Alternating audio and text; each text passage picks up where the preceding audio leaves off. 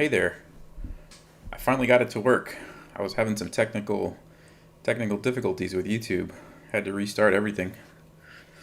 It looks like we're good now.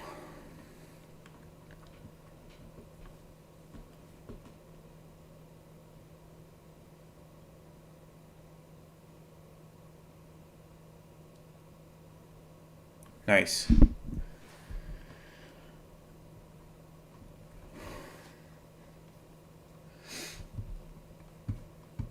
I'll give it a few minutes to let everyone join.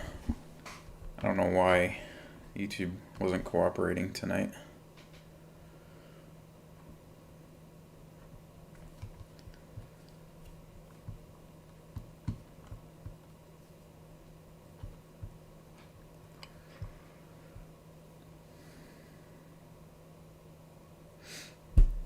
What's up, Risk? How's it going? We're doing something a little different tonight. We're gonna do some opening studying.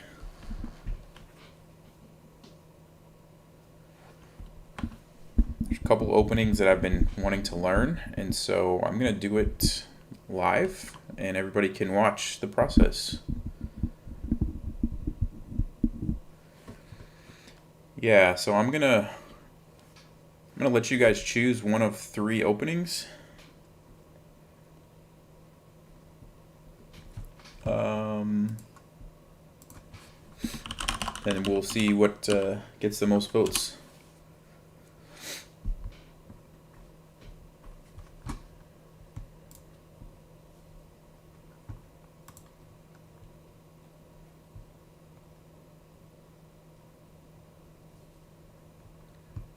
Nice. Puzzles and opening prep. That's a double whammy.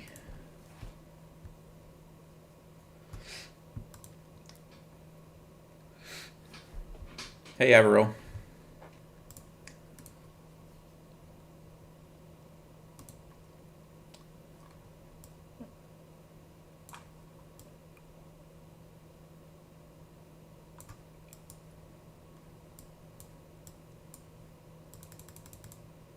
Okay, so I'm just trying to decide what the options are going to be for the openings. I think I have 2, and then what's the third choice going to be? Let's see.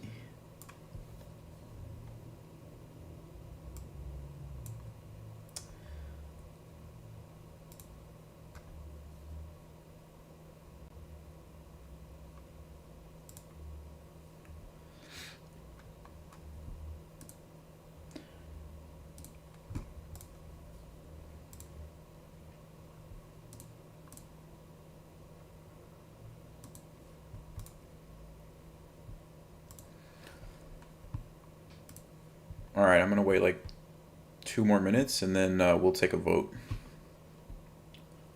Take a vote on which opening.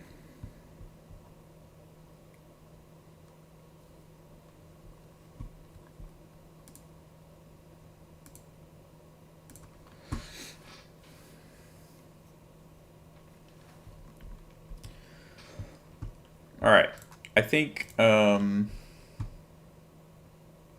since you guys are here, you get to choose. So option 1, this is the 2 knights defense, and then on knight g5 there is a couple of options. The main line is d5, and then after takes, if black takes here, you got the fried liver, and then knight a5 is pretty popular. But instead of playing d5, bishop c5 is the Traxler. Actually, let me fix this box so you can see the name here.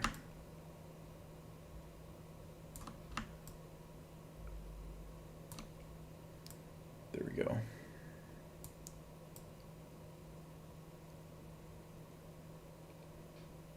So this is option number 1. What do we play as white against the Traxler? It's something that I've been wanting to learn for a while. I have like very basic idea, but I want to study it in more depth. And so that's option number 1. Option number 2 is against the French. I've been experimenting with this C4 line. What is this even called? Steiner variation, okay? And then D5, takes, and I think queen B3, maybe queen A4 I've seen too. So something here, kind of a weird, basically a weird response to the French. So that's option number 2, okay? So Traxler or French Steiner variation, I guess. And then option number 3,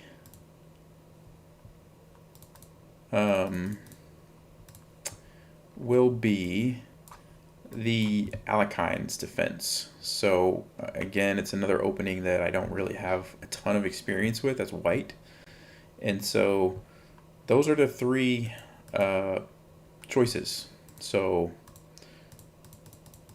Traxler, sorry, that's not the Traxler. Traxler or French, a weird move to play against the French, or Alekhine's defense. So if you're interested in one of those 3, what do you choose? Just type it in. Just type it in the chat, and whatever gets the most votes, we will study that one.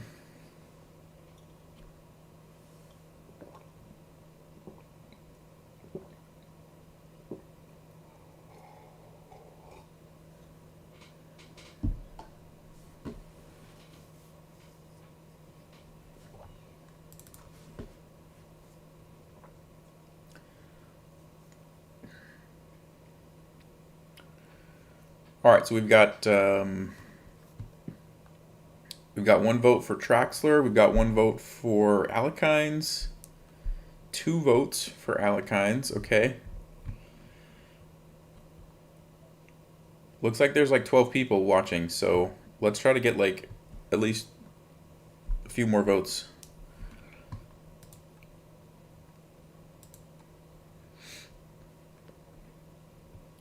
All right, so another person says Traxler. Okay, so it's looking like a tie between Traxler and Alekhines right now. Okay, 1 more for Alekhines. So we've got 3 for the Alekhines. If anybody's just joining, this is the Traxler. Really crazy opening for black where they just let you get a fork here, but they sack their bishop and it gets pretty wild. Or Alekhine's defense where black just plays knight f6 right away. So we're just voting on those 3. It looks like it's going to be between Traxler and Alekhines.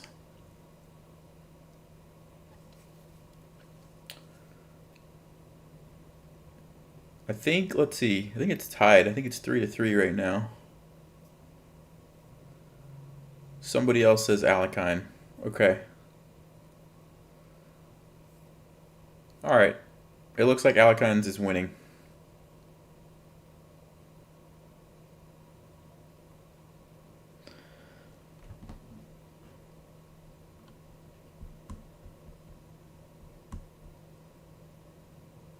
Yeah, so YouTube for some reason was failing. Every time I would start the stream, it was saying there was an error and it wasn't displaying anything. So I had to basically just shut it down a couple times and then I restarted everything. Restarted my streaming software, restarted YouTube and my computer. And that apparently fixed it. So, yeah. Sorry about that. All right, votes are in. This is it. We're going to do the Alekhine's defense.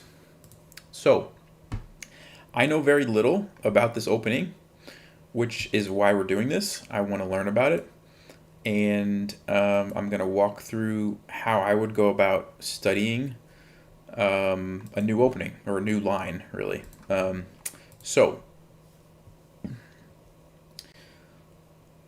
Oh yeah, Cathal, we were just voting on which opening to study. So it looks like Alekhine's defense wins. So we're playing white e4 and black plays knight f6. So first thing I want to show you guys is this little graphic here. So this is how I like to approach learning and opening. Everybody, at least to my knowledge, a lot of like beginners, they jump straight to that opening theory part of the triangle. And that's like the opening lines, okay? Like I move here, he moves here, I move here, they move here. Queen's Gambit, or Queen's Gambit accepted, or Queen's Gambit declined, or whatever opening you're trying to learn. You've got all the theory around it, which are the moves that everybody plays, that top level players play, that people think are good. Okay, that's your opening theory. But there's another aspect, which if you go to the top of the triangle there, is you. And what I mean by that is, what is your personality? Like, what are you good at? What are you not good at? What kind of positions do you like to play? What kind of positions do you not like to play? Like, those are things you want to think about before you just randomly pick an opening because you like the sound of the name. Like, oh, Traxler sounds cool, let me just play the Traxler. You want to think about, like, what kind of positions are you going to get into if you play that? And does that fit with the type of chess player that you are? So I think that's something that a lot of people don't think about, that you really want to consider when you're doing your studying, because you have the choice, right? You can choose, for the most part, like, I want to play this line, or no, I don't want to play that, I want to play some other line. Now, sometimes you can't choose everything, but a lot of times you can. So think about that. And then the third part on there on the bottom right, engines. What do I mean by engines? That's like Stockfish. So you can see here, I'll turn on Stockfish. You can see how it's analyzing the position right now. I like to incorporate this when I'm studying an opening, because a lot of times you can find moves that are not very well known, but that are really, really strong moves. And so you can get some surprise value, because most people are going to look at the main line. Like, okay, well, what is everybody playing against the Alekhine? Oh, they're playing, like, let's see what the common move is here. E5, and then knight d5, and then d4, and then d6, and then knight f3. This is what most people are going to look at. But by using the engine up here, I might be able to come up with a kind of a weird response that's still really good. It might even be better than the main line. And so I like to incorporate an engine while I'm learning an opening. And basically, I just kind of go back and forth between, all right, what does the theory say? What kind of positions do I like to play? What fits well with my style? And then what does the engine say is a good move, right? And sometimes I'll even play a move that maybe the engine doesn't like totally, but it's okay. It's not a blunder. Maybe it's losing like half a pawn or something, and it's kind of just like a gambit if it gets into a position that I'm comfortable with. So there's my little spiel on how I approach learning an opening. Questions?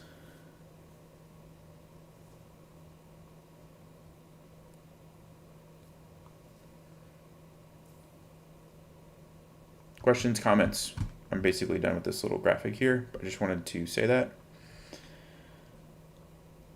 Triangle is still on. Yes, I'm going to turn it off now. All right, triangle's gone. Sorry. Okay. So, sorry. I need to delete some of these moves real quick. Okay.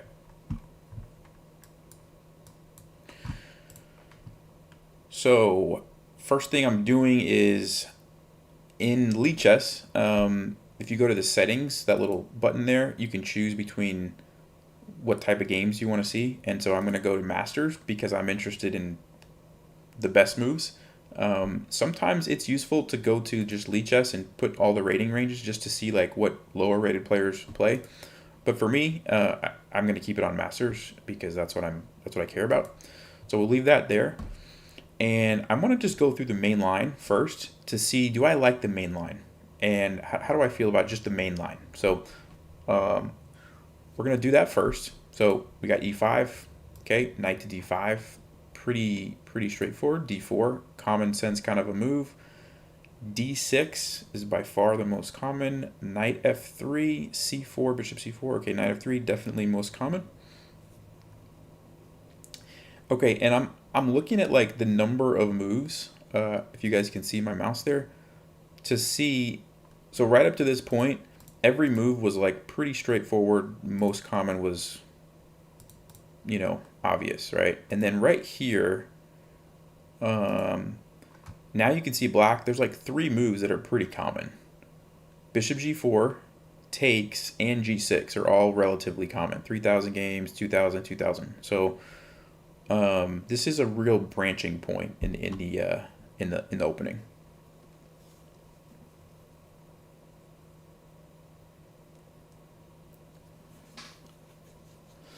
If someone doesn't want to play against the Alekhine, they can transpose. Yeah, you could try to transpose by going like this and hoping that they play E5. Yeah, you could do that. I think I like the fact that you get a lot of space. And so I'm going to go forward with this because I like those kind of openings for white when you get lots of space. So I'm just going to move forward with this. But yeah, you can definitely try to transpose if you wanted to. So we'll go back. And right here, let's just go ahead, bishop G4. I am going to come back to that moment, though, because there was 3 other moves. Okay, so here, obviously, bishop E2 makes a lot of sense. You're breaking the pin. And then E6 and C6. Okay, both of these moves are played. E6 is more common. Castles. Bishop E7. And now we could do H3 or C4. Let's go C4. Knight to B6. Only move. Knight to C3. Castles. Bishop E3. And then here it kind of branches off quite a bit here. D5, Knight C6, Knight 8, D7, A5, A6. Lots of options. So this is getting pretty far into the line. Move 9. So now I'm going to kind of evaluate, like, how do I feel about this position? I like the space that I have. I mean, it's pretty straightforward. There's not like a lot happening here. I feel like it's geared towards an attack on the king side because black has both knights on the queen side. Now that could be, maneuvered over there pretty easily. But what's the win percentage here? So 53% for white. 50%, 40%. Not bad. So it's pretty good. So I kind of like that. So now I'm going to go back and check another line that was also pretty mainline. So remember when I said we branched off here at bishop G4?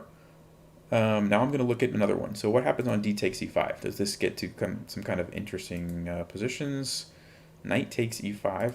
Okay, C6. Bishop E2. So this is already looking very different, right, than the last line, the bishop G4 line and now. So I'm going to go through this one and kind of see what type of position do we get here. Knight F3, E6, C4, knight goes back, knight C3. Okay, so it's actually not that much different. The major difference is, like, instead of the bishop being here, the bishop's on F5, and we traded off a pawn. And this knight's over here instead of on B6. Otherwise, pretty similar. Okay, let's go back and look at the third option.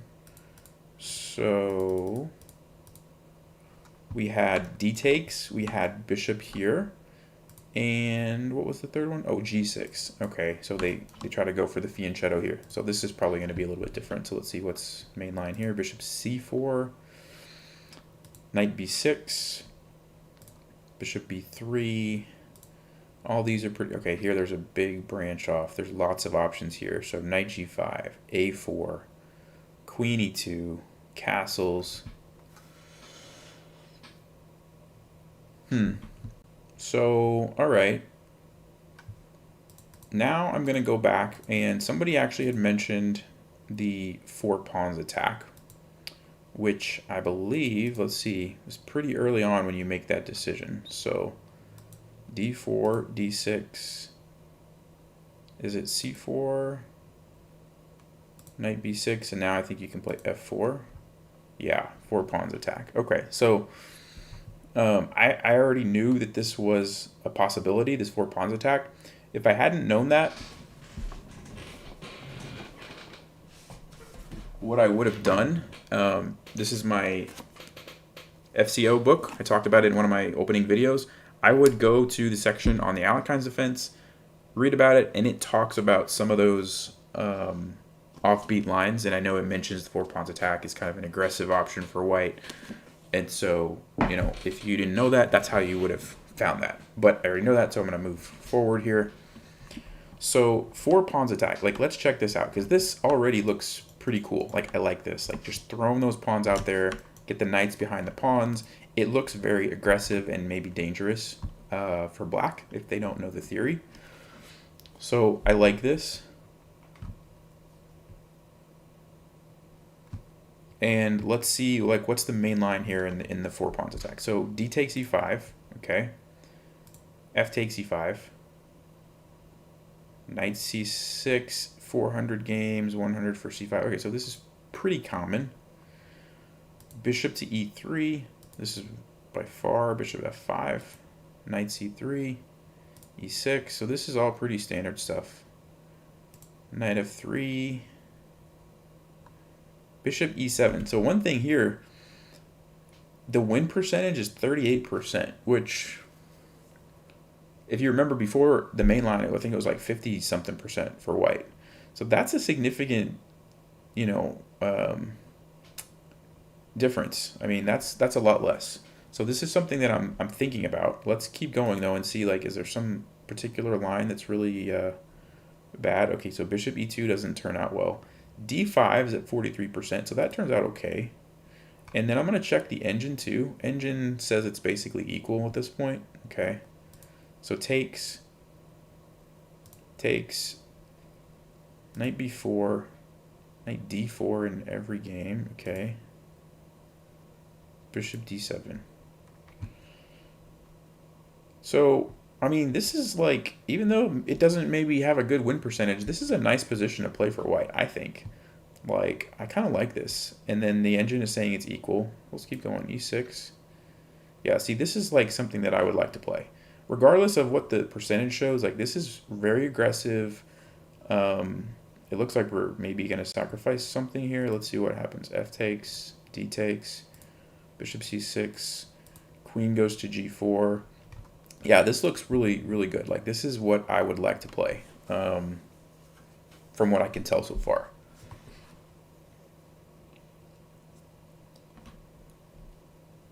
Aren't you overextending? Yeah, you are overextending to some extent, but that's,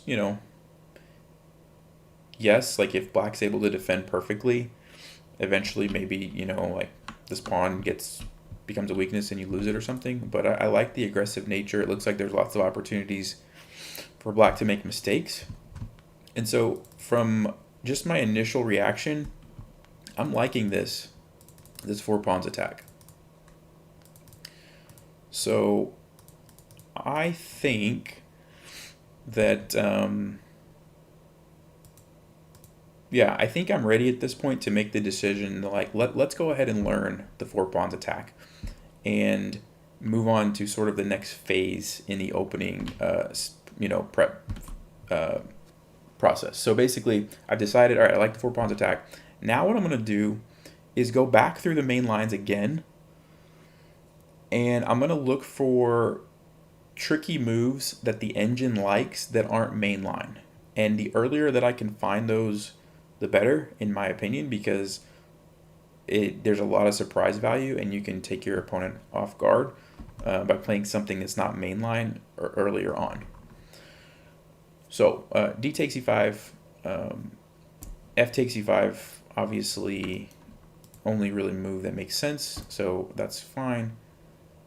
Knight to c6, and then bishop to e3. So here I'm going to just kind of keep checking with what the engine says. So it likes bishop e3 too, so it's probably not going to change anything there. Bishop to f5. Main line is knight c3. Engine likes knight c3 also, so I can't really...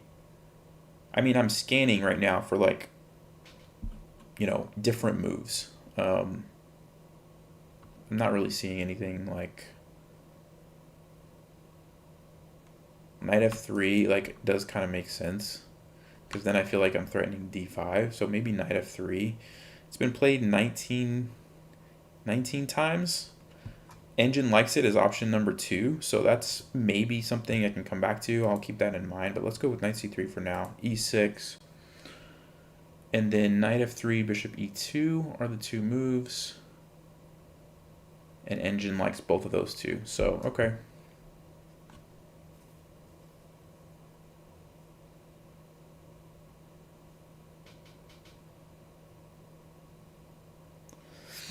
So we'll keep going. Let's see. Bishop e2. Is there any idea behind that move?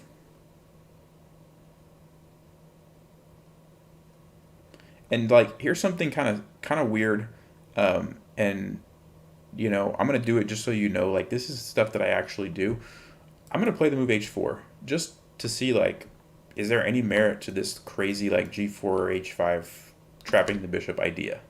Probably not. Like, it looks like that's just not a move you can get away with. You see there's no games found. But I'm going to play it just to see what the engine says. So, not terrible.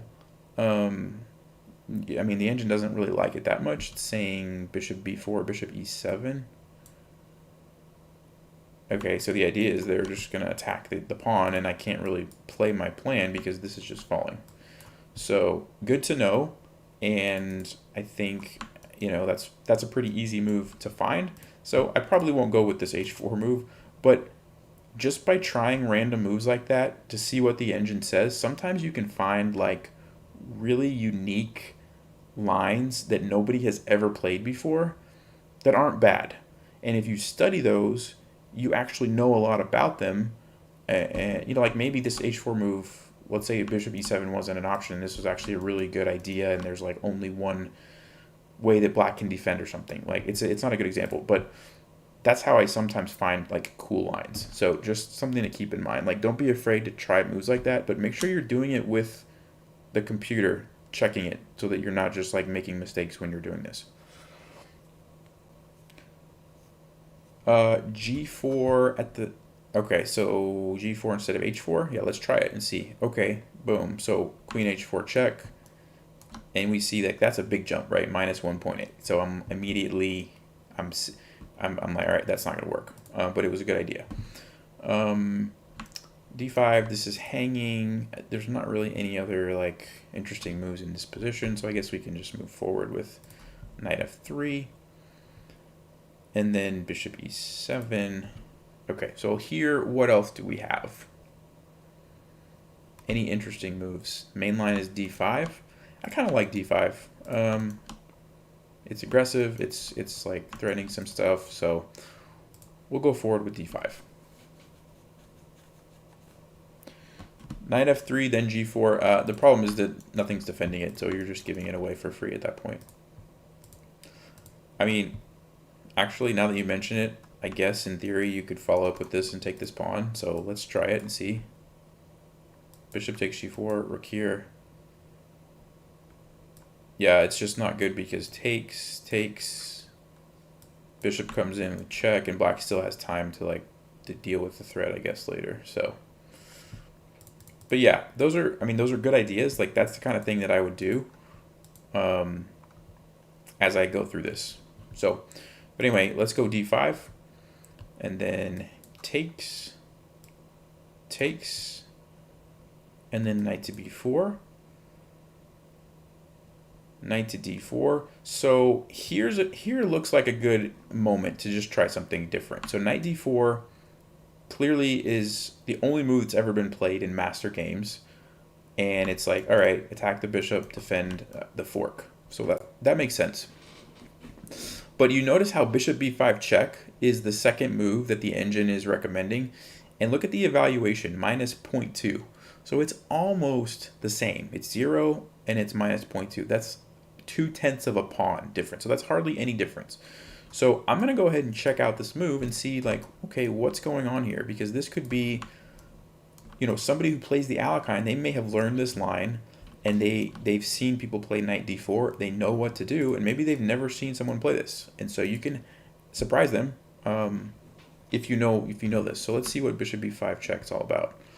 Okay, if they move the king over, it's really bad for black. We can see 3-point advantage. All right, fine. So only real move is c6. They have to play that. And now, like, I'm just gonna check this. Doesn't look like it's very good. d6, is that any good? No, just allows them to fork, and you don't have enough, I guess. All right, so d6 is no good. Capturing is the only move here. And then what happens? Like, what if they go for the fork now? Okay, so see here, I just discovered, I say discovered, I discovered a trap, sort of. So if they try to go for the fork, thinking that maybe you just move the king and they can like take your rook or something, you can actually sacrifice your queen, bishop takes, and then you play c7 check. Okay, queen has to block, you take it, king takes, you play rook c1, and somehow you're completely winning, which I'm still trying to see it. But even though it looks even, right, like 3 pieces, 3 pieces, 2 rooks, 2 rooks, you can see we're up 5 points. So something is very, very good about this position for us. So let's keep going and see what it is. Bishop f5, take here. I'm just following the top engine move to see what's going on here. Knight to d5. So I guess this passed pawn is like just nasty, and even though it's kind of an open position, the knight is just like owning black, I guess, is what's going on. Bishop c5, b4. Okay. So bishop's kind of trapped. It's trying to defend this pawn, but it can't really go anywhere. So then bishop e6 to counterattack is the only move. Then you take, and then you take. Okay. So again, we're up like 6 points on it. It's almost like being up a rook, and it looks like it's just from these pawns. But this is a line that, like, probably nobody has ever seen this line before. Because it's never been, the bishop e5 check's never been played in a game, at least not in the Lichess database. And so let's go back and see how all that started. So this might be something interesting.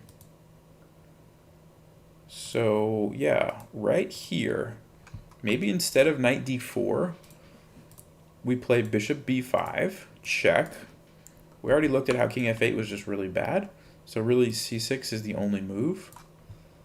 We take, and if for some reason somebody thought, okay, let's go there and fork and then, whatever, well, then we're just winning. So that's interesting.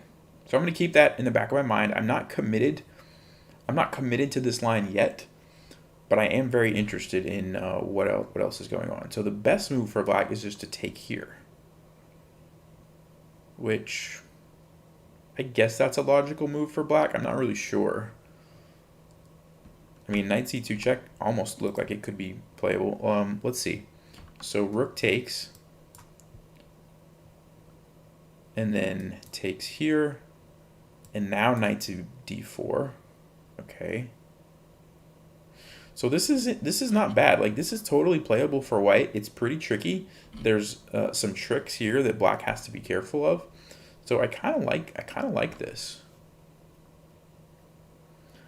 Now I guess I have to ask myself, do I want the queens traded off or not? So maybe this is a line that I remember. If I'm playing against like a high-rated player, like maybe I'm playing against a grandmaster, and I want to remember this line because I want to trade some pieces, go into an endgame, and see what can happen, right? Maybe if I'm playing against a lower-rated player, I don't want to play this line because I don't want them to trade off the queen so early. Those are the kind of things that you want to think about. What's up, Vorador?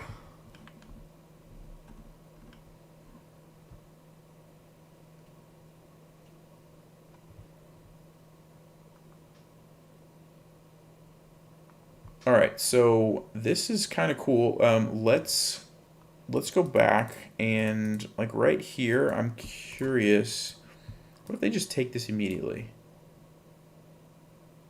Okay, so it's kind of the same thing. It's just not trading the queens, and then we play knight to d4. And if they take this, we just take on f5. It's really good for us. Okay. So at this point, I think I like this move, and I think I'm going to learn this one. Now, it's not like completely winning, like I just discovered a, some unknown win that's never been seen before, but it does have some surprise value, and that's actually important.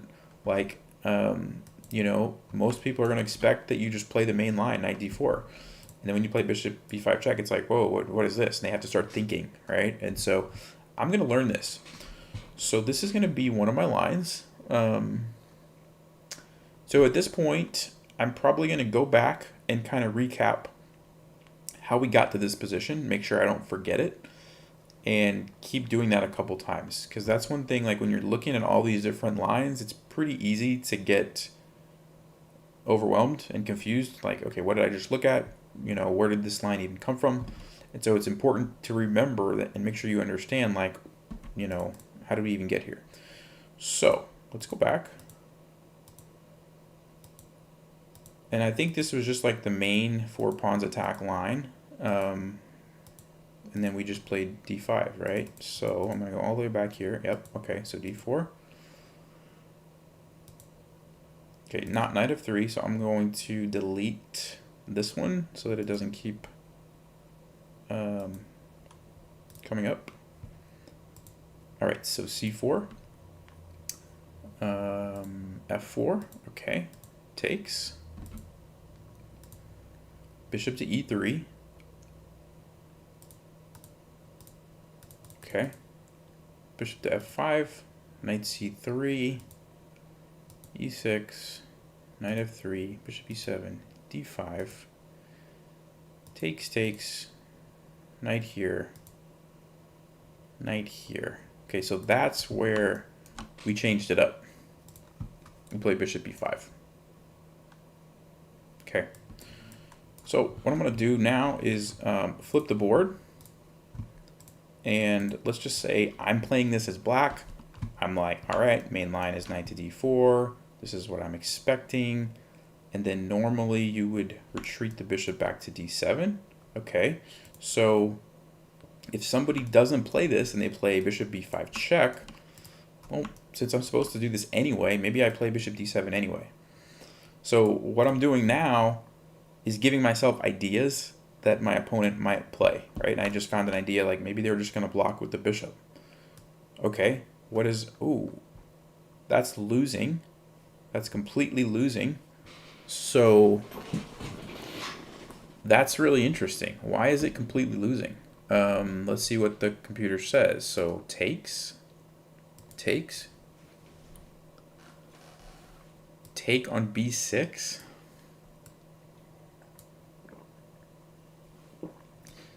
a3. Is the knight trapped? No, the knight can just go here. Okay, I'm still like wondering what's so good here. e6. And like this line right here, guys, this is the good stuff, because this is not something that a normal person is going to be able to see. Maybe if you're playing a grandmaster, they'll see all this, or maybe they have experience, but most people, I mean, how many moves have I played already? Like 4 or 5 moves deep, and I'm still wondering, like, what's the big win? Why am I up like a rook in this position? This is really valuable because people aren't going to know this. They're not going to be able to see this. So let's keep going. This is getting really interesting. So takes. Oh, and then we play knight e5. Maybe this is the idea. Queen has to move, obviously, so queen to d6. Yep, and then queen h5 check. Wow. And now I'm starting to see like why it's so good. But I mean, that was a lot of moves. If we go all the way back here, like I thought bishop d7 was like, okay, that's a normal looking move. Like that's a good block to check with the bishop. Why not? And it's like, nope, actually you're just losing immediately. And we saw what happens after queen takes. Let's see, what about knight takes? Why are we losing after knight takes? a3, kick this knight away. Okay. b4. Okay. Castles. What is so good about this castle? I guess just the fact that we have our center and we've developed castled. We have everything good. It's almost worth a rook, right? 4.7. That's amazing.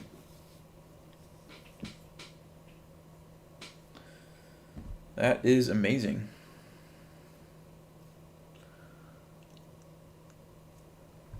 So, I think we just found a really cool line. Now, obviously, they don't have to play bishop d7, right? But considering, let me flip it back again so that we can look at it from our perspective. Considering that the main line is knight to d4, bishop to d7, a lot of people might think like, all right, I'm just going to go with the main line. Bishop's supposed to go to d7. I mean, it looks like a normal move, so that's really cool. So now I'm going to make sure that I learn this. So what's the deal here? Well, I remember that we took, and then when they captured, the main ideas was to trade this off, chase the knight away, play e6, not really because we want to capture, but because we want to open up the square for the knight to let the queen out. To let the queen out, and then we're just winning. So I'm going to try to do this from memory without looking. We kick the knight away, I think. I'm correct, okay. And then the knight goes back here, only move. Or queen g4, they're saying, is another option. Wow, that's crazy. What happens if I take the knight? Takes, queen takes g2. Whew, it gets queen a8. It gets a little wild. All right, so I'm not going to get bogged down in that line right now. I'm going to make sure I learn the main line first. So we'll go back. Like, that's something to keep in mind, this little queen g4 move, but that's kind of a weird move. I don't think most people are going to play that. So knight here, and then e6 was the key move, opening up the square for the knight and unleashing this. And really, there's not anything else black can do. If they try to move the queen, then you take here, and again, completely crushing. The knight's going to come in. Even I can see like how that's going to be really good. So, okay, takes, knight e5.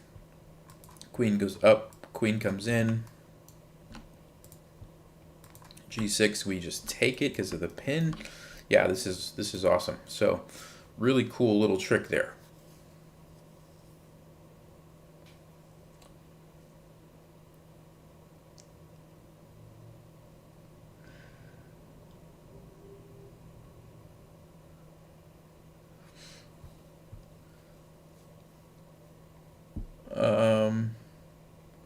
Yeah, Cathal, I don't see anyone. I think it might just be on your side. So, yeah. So I really like that line.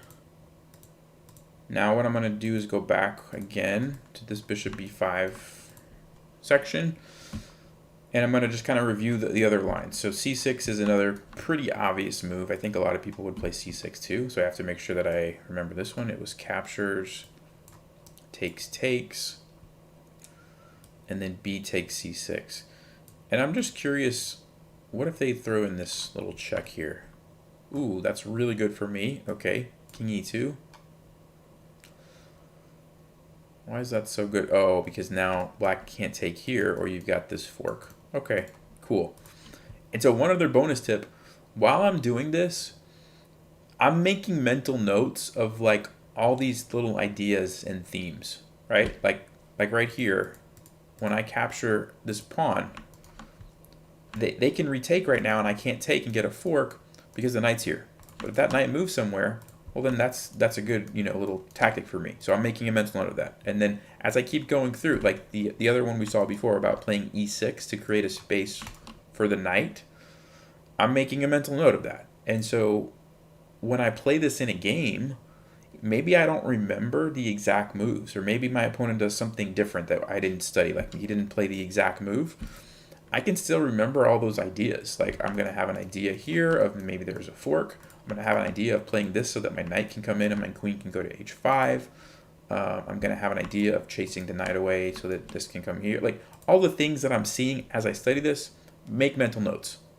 And this is the process that you can apply to any opening. This is just one example, right? Alekhine's defense. You can do this with any opening, and you can come up with your own sort of secret lines, if you will, that are really good, that the computer would say like, yeah, this is great, or at least this is pretty good, and that nobody has ever seen before. So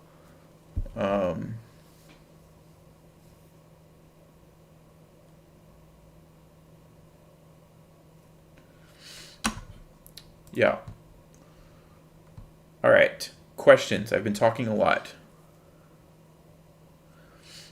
Hey, Michael. Yeah, Michael, so we are going through how to study and how to learn a new opening, and this is the Alekhine's defense. And so I was just kind of going through the process of like, what would I do if I'm going to play the Alekhine's defense? And so we looked at the main line, which was like knight f3 and bishop e2 and that kind of stuff, and we decided that I personally liked the aggressive style of the four pawns attack, and so that's what we're looking at.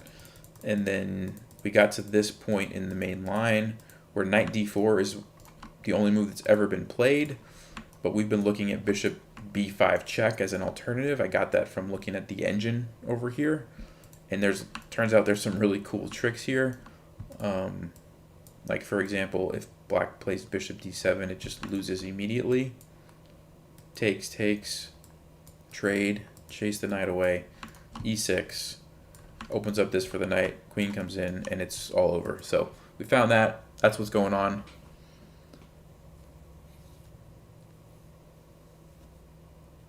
Yeah, it's kind of a novelty basically. Yep.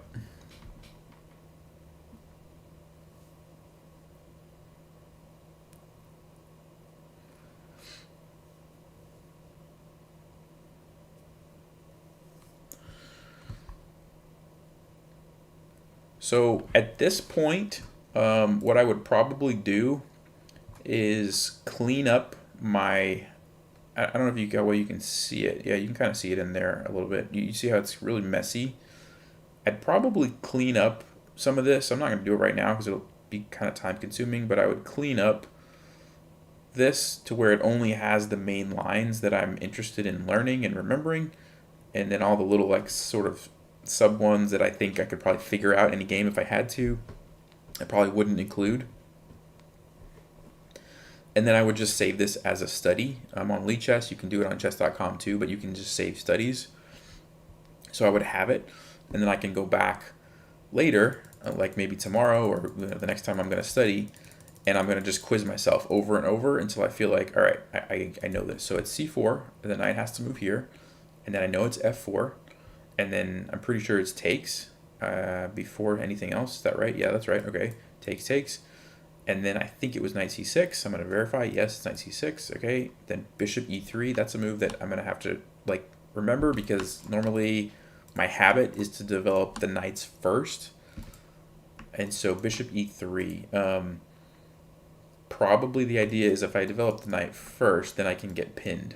If I develop the bishop first, I can't get pinned. So that's why the bishop ends up on f5, which is probably good for me because then I can go there and yeah. So all right, so bishop e3, I have to make sure I remember that. And then what does black play? I think bishop f5 is what I just said. Yes, okay. So I'm just quizzing myself, making sure that I remember. Knight c3, e6, was it d5 now? No, knight f3 first. Okay, so not until after bishop e7. Okay, knight f3, bishop e7, then d5. And then takes, knight comes here. And then that's when we play our novelty, if you will. Bishop b5 check. That's immediately losing. I want to make sure I remember that. Always want to make sure you remember those like completely forcing winning lines that have a good chance of being played. Because that's like a free win. Like if somebody plays this in a game against me, I just literally won the game purely out of my opening preparation. I like as long as I didn't forget something, right? I didn't even have to think, and I just won a game of chess. So that's really fun when that happens. It doesn't happen all the time because usually people play something different, but it does happen from time to time, and it happens more often the higher levels that you get because people are more, not more predictable, but you can see like the high level games and you kind of know like, yeah, they're probably going to play these moves. So anyway, make sure I remember that. And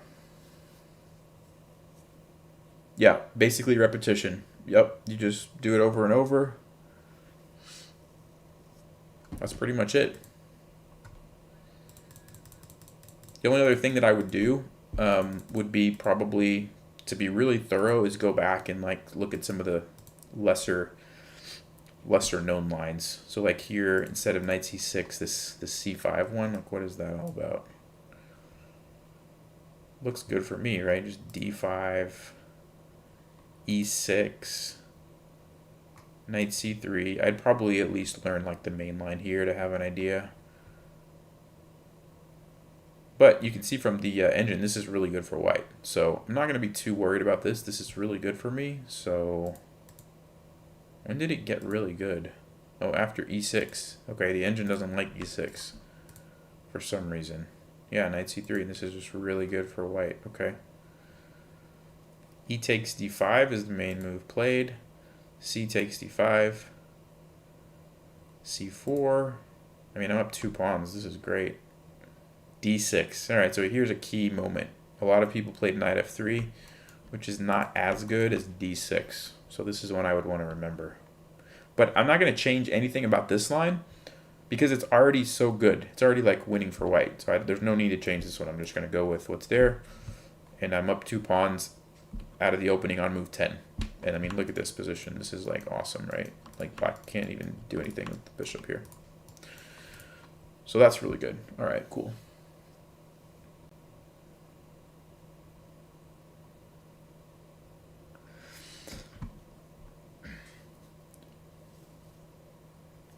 Can we go over a better option than the Slav or Queen's Gambit Decline? Ah, good question. Good question. The answer is I'm actually working on making a course. Let me flip the board around. I'm actually in the process of making a course on what to play against d4 to surprise your opponent. And I'm not going to give it all away right now. But I will tell you. No, actually, I won't tell you. I won't tell you. I'm making a course, and I'm going to talk about a really cool opening you can play against the Queen's Gambit that's only played in like a handful of games, but it's really, really exciting for black. And then I'm still working on what to play against like the, like London system kind of deal, because that's kind of more common nowadays. But once I figure out some clever thing for that, I already have something really nice against Queen's Gambit. I'm going to make a course and teach everything in there. It's going to be like in-depth, lots of good information. So that's in the works. Good question though, because like d4, man, I get annoyed too with d4, like what to play against it. So that's why I've been working on this course for a little bit now. Yep, the Albin counter gambit is a good option. It's not what I'm putting in my course, but that's a good choice too, for sure. What's up, Yanni? We're doing some opening prep.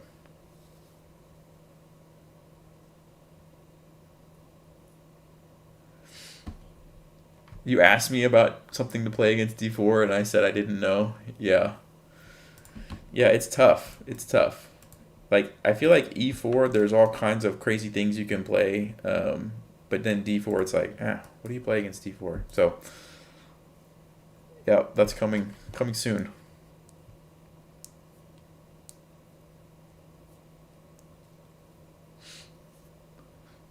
Yanni got another brilliant move today. Nice. I was wondering when you're going to get another one. All right, so let me...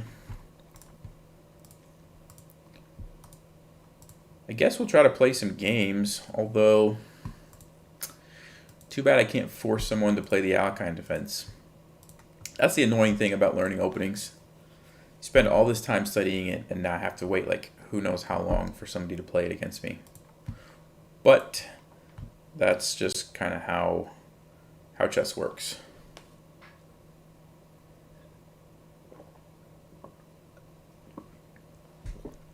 All right, so we'll play some games now. If anyone has more questions, oh, let me actually see. Is it advisable to learn the main line first and then learn your newfound line? That's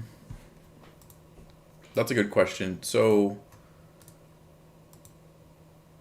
I wouldn't memorize the whole main line if I'm not gonna play it. I would spend that time learning the new line that I found. So E5, knight here, D4, D6, C4, F4, takes, knight C6, bishop E3, bishop F5, knight C3, E6, knight F3, bishop E7, D5, takes, knight B4. Okay, so main line is knight D4. I'm not gonna spend any more time learning that. Now that I know that like I like this bishop B5 line, I'm gonna just spend my time learning this. Like, yeah, I mean, initially I looked at this main line to see what happened, and that's fine, but I'm not gonna really waste my time because I'm just gonna put it all into this bishop B5 one. Because you only have so much time, right, that you can spend learning openings, and so you wanna use it at the best place that you can. So as soon as you kind of identify like this is playable, it's playable according to Stockfish. I like the tricks that are available. Let's do it. You know, I'm gonna just spend the time on that one. But good question. Good question.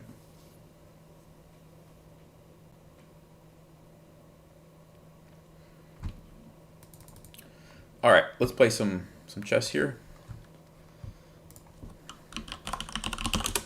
And maybe we'll get lucky and somebody will play the Alekhine against us. Although, I kind of doubt it. That usually doesn't happen. Alright, I'm going to need to adjust the board a second here.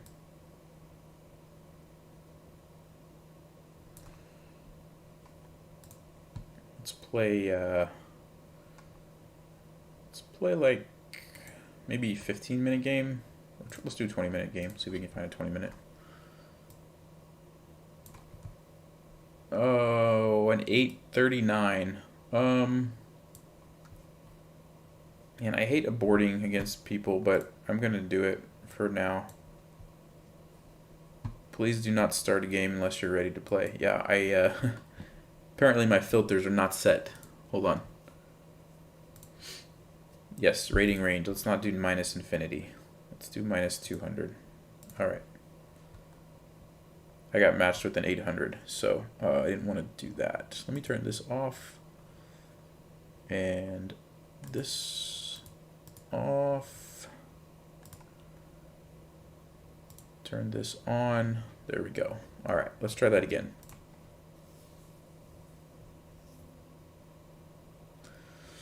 Here we go. 2000. Knight of 6? Yes. He's going to play it. He's going to do it. No, he's not. Man. All right. We didn't study the Caro-Kann, did we? Too bad. I'm just going to go with my normal 2 knights.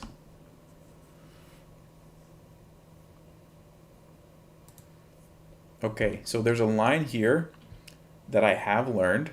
It's captures. Bishop b5 check. This will be interesting. I'm going to do it. I'm going to do it. So this is an example, guys, of a line that I looked at. According to Stockfish, it's bad. Okay, it's bad. But it's really tricky, and it's not so bad that I can't play it. It's like if black plays the right moves, it's going to be, I'm going to be down like 2 pawns, roughly, two or three pawns. So kind of like losing a piece, which is pretty bad. But it's so tricky and fun that I like to do it. So the move is knight e5, giving up the queen, because takes, check, and then black has to block with the queen. Now, the thing is, when you take with the knight, they don't have to take it. They can move the queen. And that's where it gets interesting. But it's still tricky. So we're gonna go for it. I think queen b6 is the best move. And then I have like 2 options. I can take here, which is also really tricky because if queen takes, I've got this like fork to pick up the queen. But the better move, I think, on queen b6 is actually knight here, check. And then if king goes over, you can take here and like take the rook and yeah. Knight e5, yeah, you got it.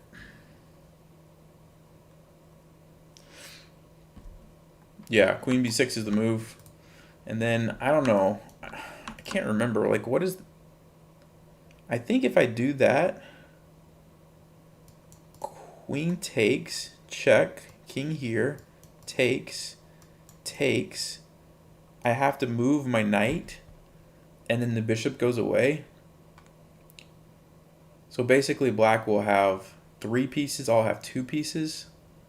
3, 4, black has 3, 4, 6 pawns, I have 7 pawns. Yeah, so I'm basically have a pawn for a piece at that point. So that's not good. This other line, king goes over, take, check, king goes over again, and then I think, what is it? Is it take the rook? No, it's probably take the bishop, because that rook is going to still be there, I think, is why it gets kind of tricky. And then there's like queen here, but I also can take, and I have the rook. Yeah, it's kind of weird. But I think we'll go with that one. It's a little bit more sound.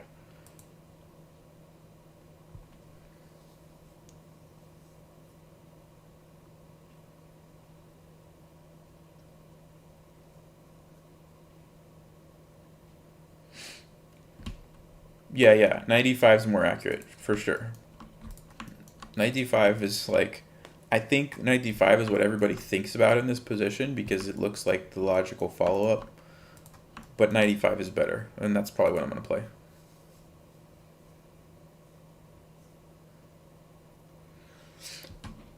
Can I explain what I taught, Odin?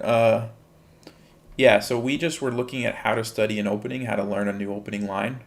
So everybody voted on the Alekhine defense. Oh. Everybody voted on the Alekhine defense, and I basically went through the process of how I learned a new opening.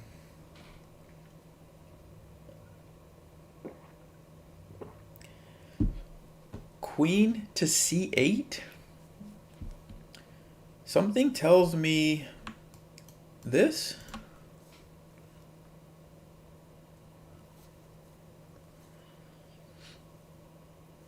Offer to draw? No way, man. No way. Not after that move. Let's see. If king goes over, then I take the queen. He takes my knight. Take his bishop. And I'm up a piece. The other move is like here. But then I take the queen. And I'm just winning, right?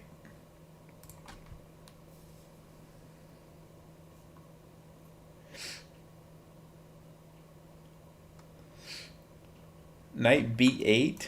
Somebody's saying knight b8. Knight b8, king just goes over. And I don't have anything. This is what I need to do because I'm going to get the queen after the discovered check.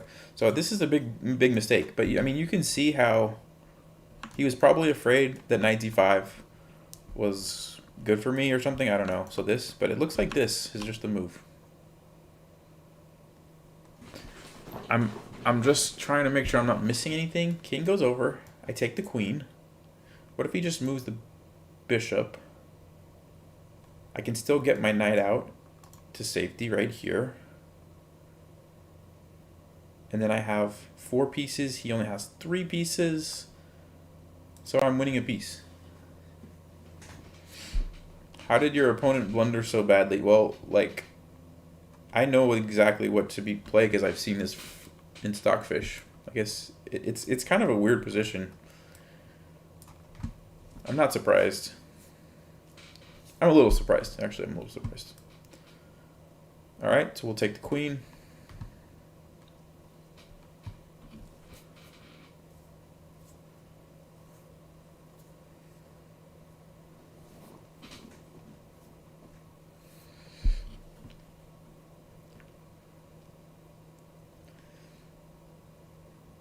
He wants a rematch. Alright, we'll play him again. That was a quick game.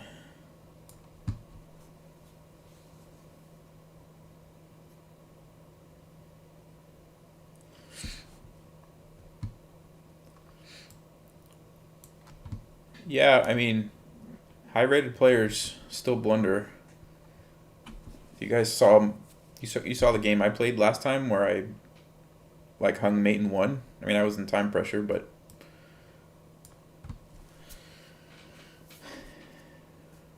break 2,000. Yeah, we can break 2,000.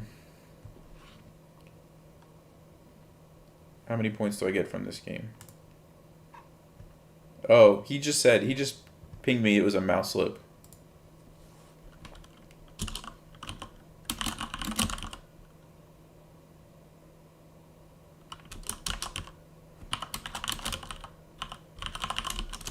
I'm asking him what was intended.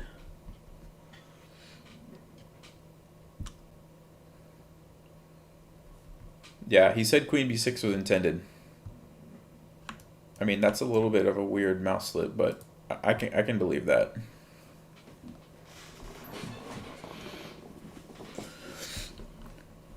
Yeah, so bishop g4, if they play f3, you just go back here.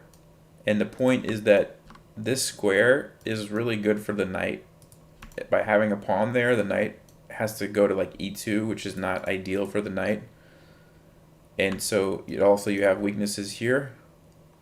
So it's like kind of tempting white to play f3 because the weaknesses it creates, and it takes away the square from the knight. So that's why I did that. They didn't go for it. I'm thinking queen takes, which does violate the principle of bringing out your queen early, and you can get like attacked by things. But then I can come over to h5, and you can get some pretty aggressive and tricky positions.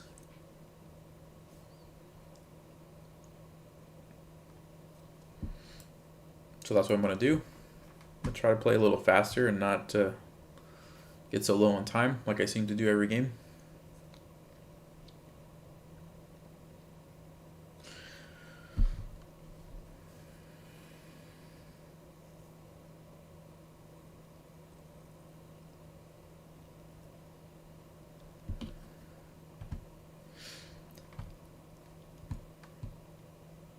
All right. I want to play knight c6, but I have to be careful because c4, queen moves somewhere, d5 can happen. I think I need e6 first because it lets the bishop out, so that's an option for the knight. Because right now, if I ever go there after c4, it gets forked and I lose my knight. So I think e6 is the move, so we'll play e6 first. That's the thing about the queen. You have to watch out for like tempo plays here. Okay, h3. I think I want to play queen h5. The idea is I'm creating a pin so that if white tries to take it, the rook's hanging. If they castle, I've had some decent success sacrificing the bishop. That's mostly been in blitz games, but this is relatively short time frame. 20 minutes is not long, so I'm willing to go for that. So we'll play queen h5.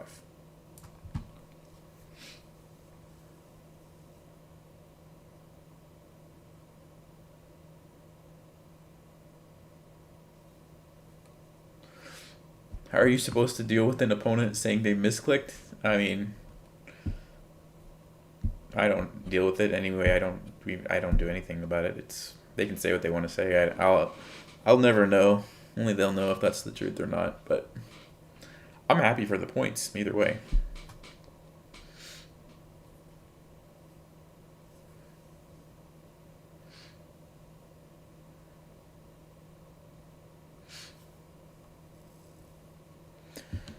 So castling kind of forces me to make a decision because there's no more pin. It is risky because my queen ends up in front of the king.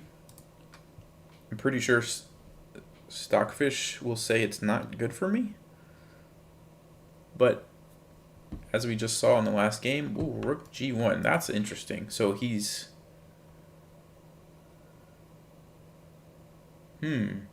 Okay, so this is now a threat again because there's no pin. But the idea is that if I retreat, then there's g4 forking these guys. Now, on g4, I could take...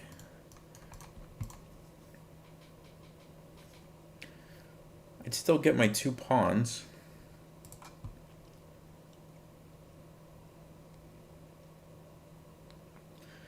And his king stuck in the center, or has to castle this way. Alternatively, I could trade, and then I have to bring the queen somewhere. Here or here.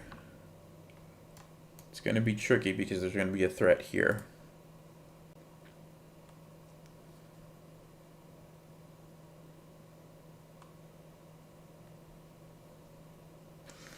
Other idea is take with the knight, and then I still have the queen bishop battery. I don't like it as much. I don't like it as much as when the king's here, like if they castle. That's an interesting move.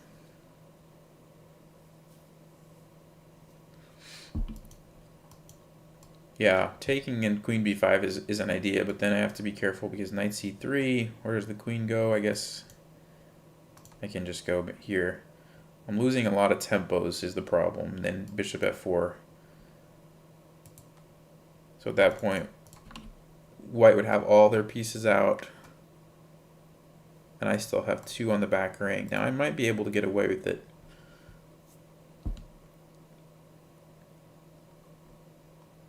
Question is that better? Or is it better to give up the piece for 2 pawns here? Let's say here, g4, takes, takes, takes. Yeah, usually giving up the piece is wrong, especially because the king's not over there to be able to get attacked. So I think, even though I don't really like it, probably have to go for this.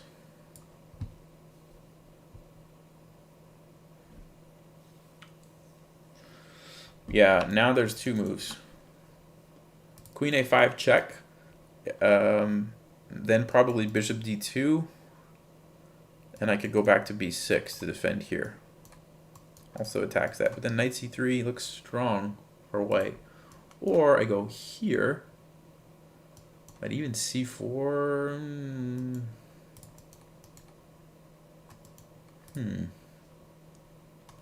Okay, maybe queen a5 check and then queen b6 is okay. Then I could follow up with some just developing moves. Does anything else make sense? Here, here, or actually even just knight c3, queen b6. It looks okay. It looks okay.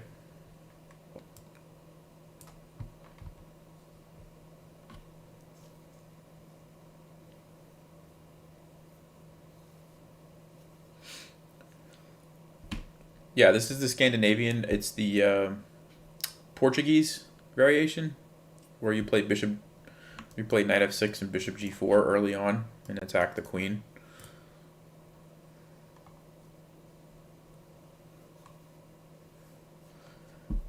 Okay, so we still have to deal with this.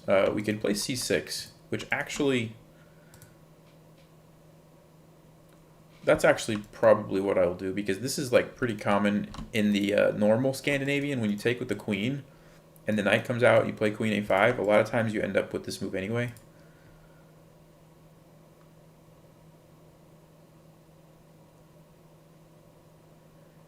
The only reason I don't like it is because the bishop can come on this diagonal.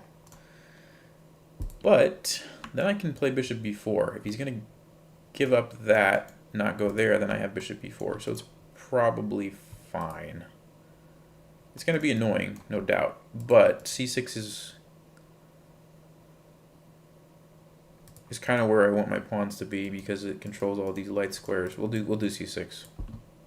Yeah, that's annoying, but we'll just I think we can work around that. Okay.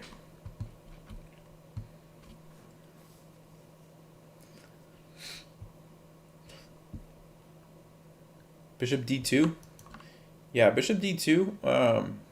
We can just probably bring the queen back if we need to. We don't have to. I mean, even if the discovered attack is there, we can always go back to d8. But I may just go to c7 and then bishop d6. Knight here. Castles one way or the other. Not sure yet. Castling kingside could be risky. Because g4, g5, h4, h5, h6, or g6.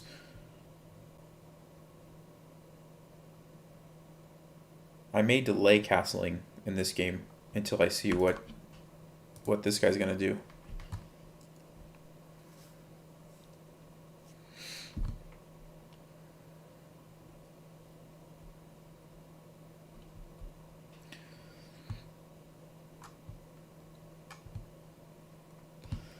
Yeah, PB, this is kind of how Scandinavian works sometimes. It does look pretty good for white, but it's actually pretty solid. Like this setup here, it's not that easy for white to break through. So okay, queen b6. I don't really like that because I'm not taking that pawn for sure. There's no way I'm taking that pawn. So the only thing I'm doing is threatening this pawn, which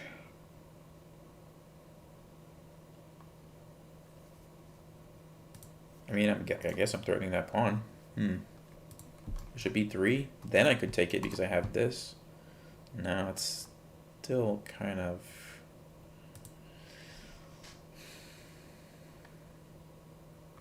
Queen c7 is like what my gut feeling is, just something normal. That's just like a normal move. Then bring the knight, bishop, and then I can choose about castling. He's probably going to play queen e2 and castle queenside. If that happens, do I like my queen on c7 and bishop on d6? It's okay. Yeah, that's fine. So, yeah, we'll do... we'll go queen c7.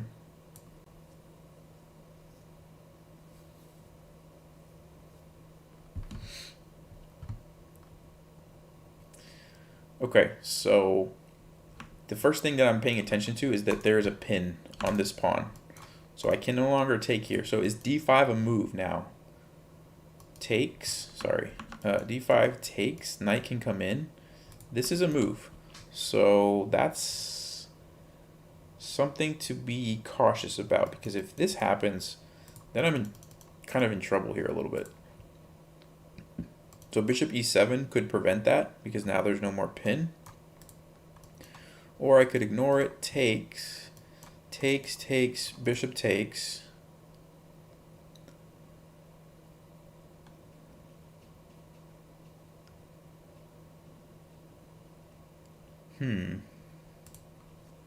Guess it's not terrible. So maybe I do just go here. I'd like to put the bishop there, I think. I think that's a better diagonal than e7. Question is, do I care about this, allowing this move or not?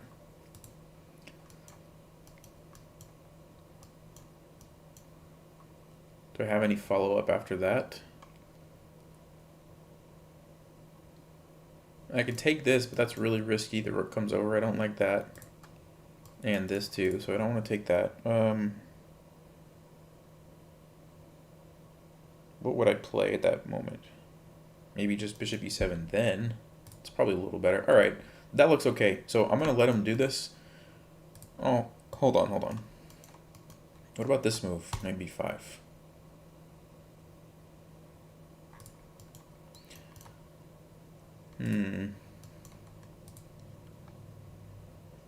Okay, that's actually really annoying. Maybe I won't let him do it. Okay, we'll play bishop e7. I don't want to let this happen, so I'm breaking the pin so my pawn can recapture, so I have enough control there.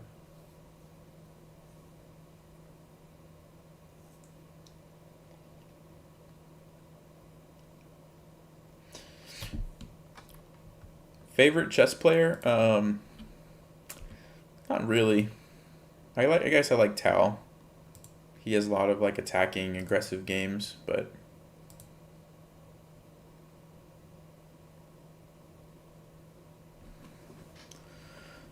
okay. So we know where the king's gonna be, which is good. Now we can make a decision. I think I want to just finish developing first, and then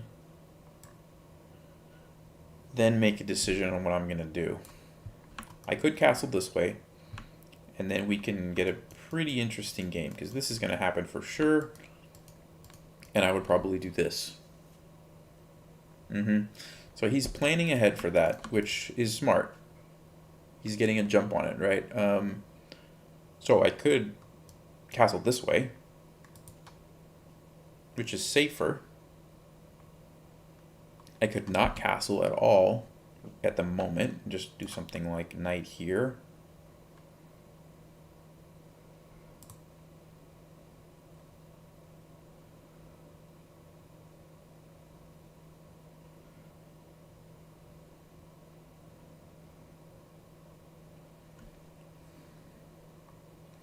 Suppose I castled g5,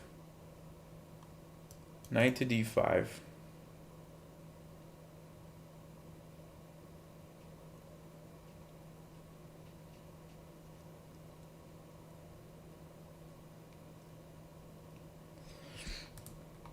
Yeah, I mean a5, I can do that, but like his attack is a little bit faster than mine right now, so I have to plan for this regardless. Whether or not I castle, this move is coming next.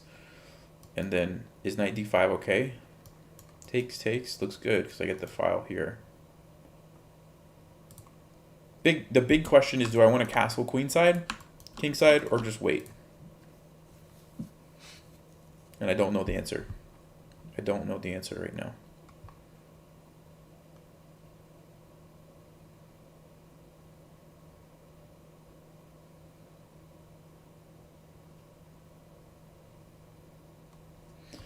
Usually I like opposite side castling, but in this case he already has such a jump on it. It's particularly risky. I feel like the smart move is castle queenside. Yeah, that's what I feel like. Okay, so we're gonna do it just because the attack's already starting, and it's gonna be quick. Right, the rook is already lined up. Bishops are kind of like aimed that way. Pawn is going, and so it was just too risky, I think, to castle there.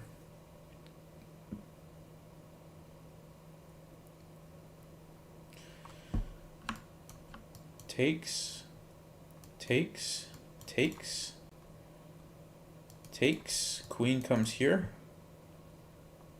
That looks like a tactic that I missed. So I don't think I can go there right now.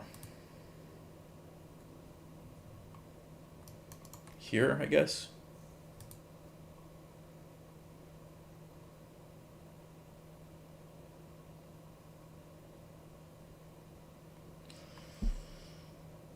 Okay. It's kind of annoying, but I don't really see a way around that.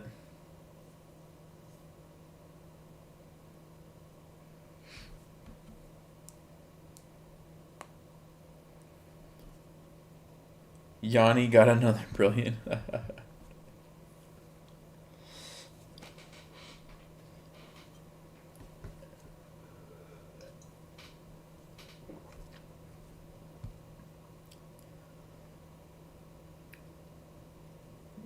Well, I can't do that because of this bishop.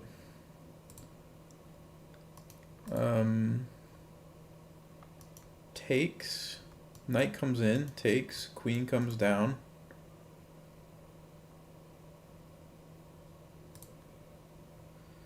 Looks pretty bad, actually.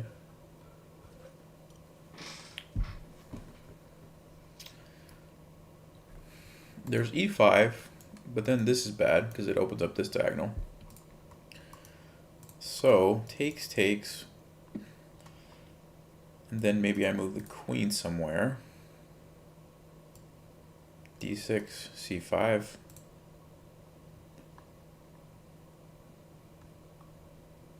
There's knight e5. That's an interesting move. Now bishop f4 though. Bishop d6. I don't think I have time to look at all that. Let's see. Takes.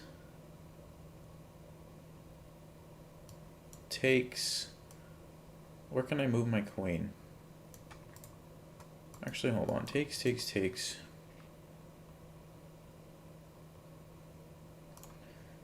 Do I have a follow-up? What about knight e5 then? Okay, because then I can trade queens and free up my position. I will have this isolated pawn, which is not ideal, but it might be the best chance.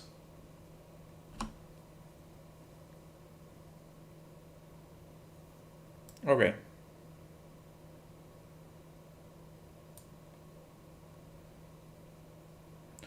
So I guess this is what I'm thinking is going to happen. And then knight e5. Knight b5. Yeah, okay. Takes. Knight e5. Queen trade. Ooh, bishop f4. f6. Takes. This pawn's hanging. Oof. Well, it's got to be better than something like queen d6. I mean, that just looks terrible. Because then bishop's coming in. Yeah, you got to do this. Only chance. Now, what's the move? Maybe queen d6 is a move. Oh, and that's hanging for sure.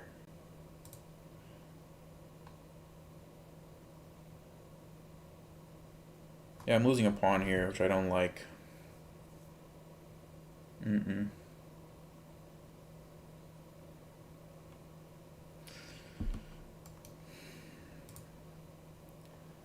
Knight e5.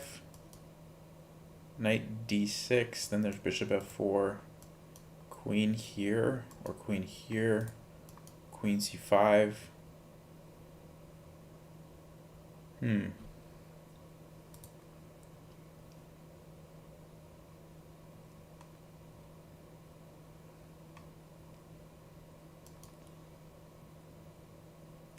That's interesting because I have the discovered check if he doesn't trade, and if he does trade, then I look like I'm surviving.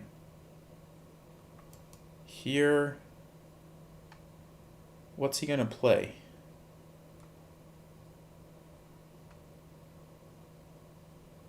What's he gonna play? Okay, yeah, no increment. We're losing on time, I know. This is a crucial moment, though. All right, let's do this.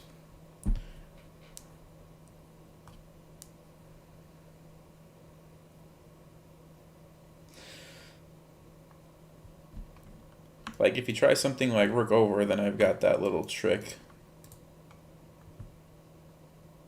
If he just takes it, well, then I'm probably surviving.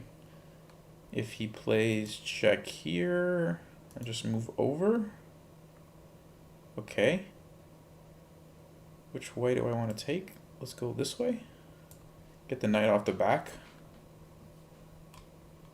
And now we can try to get some tricks with the knight. It's kind of an open position, which is not ideal, but it is what it is.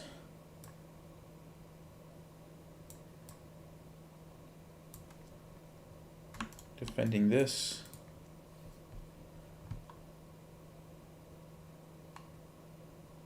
Gotta play faster.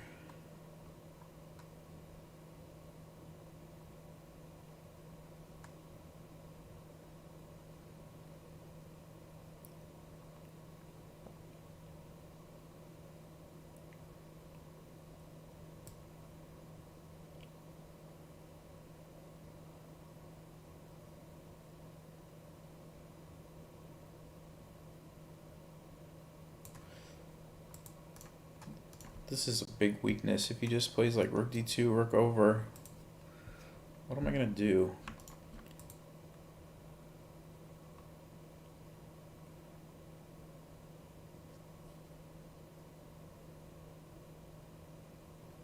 Bishop there.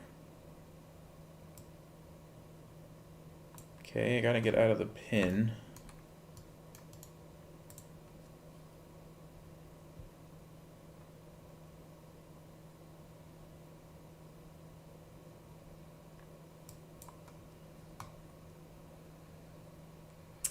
Gotta get the rooks activated and play fast. That's the big problem.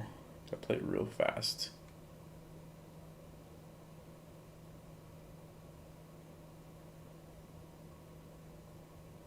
Bishop here, I have f6, takes, oh, f5, ooh. Why can't I just take that? What's happening? This, I guess, is the idea.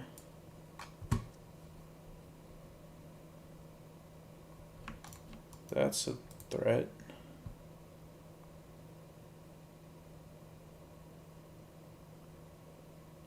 If I can trade off one of these bishops, that would be extremely helpful. Because then I can put all my pieces on the other square. Right now, there's like no safe places.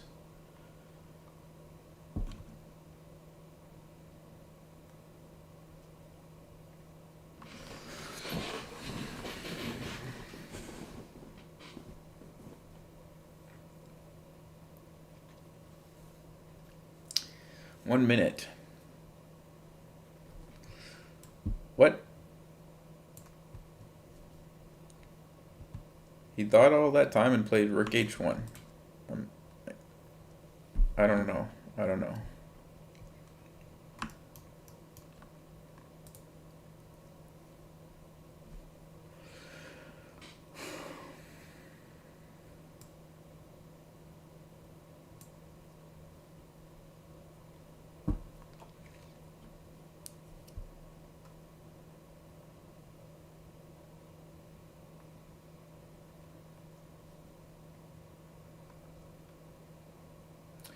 It's still not easy. The bishops are really strong.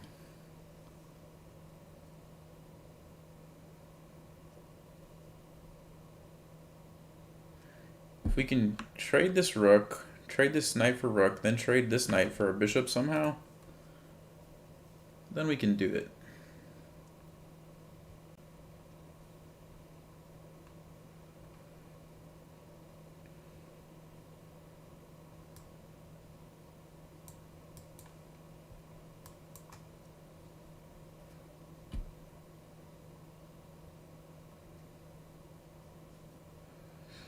I don't think this works for him.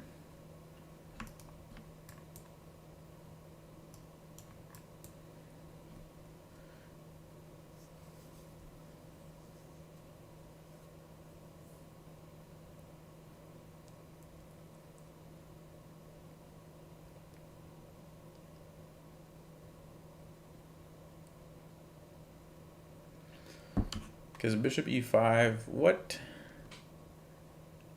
is happening?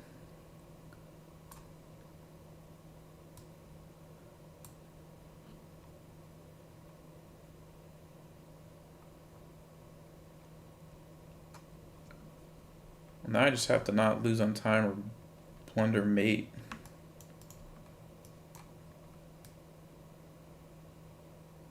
Let's trade. Let's get the king over.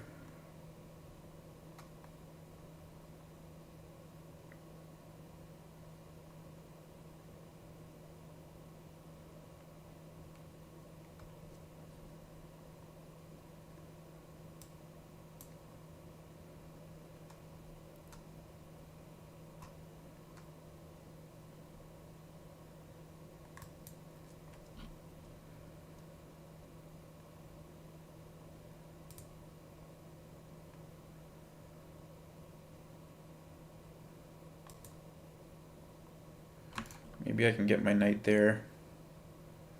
Oh, that pawn.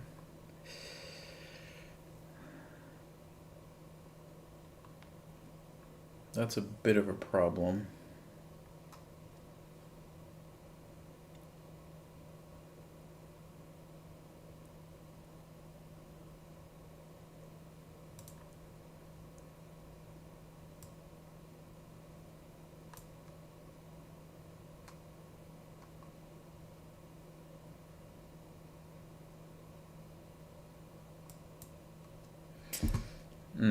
That was not good.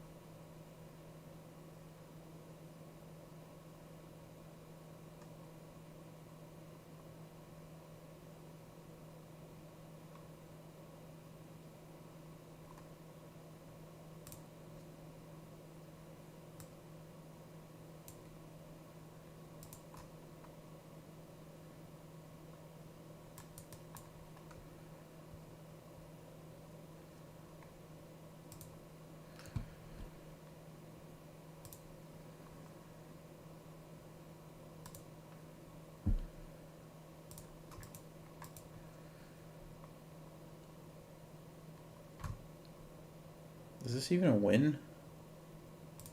Is this even a win for me?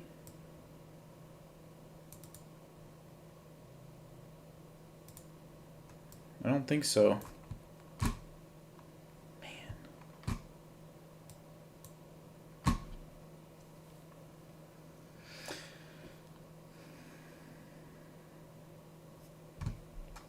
That's frustrating. I think we had it. I think we had it. Let's see.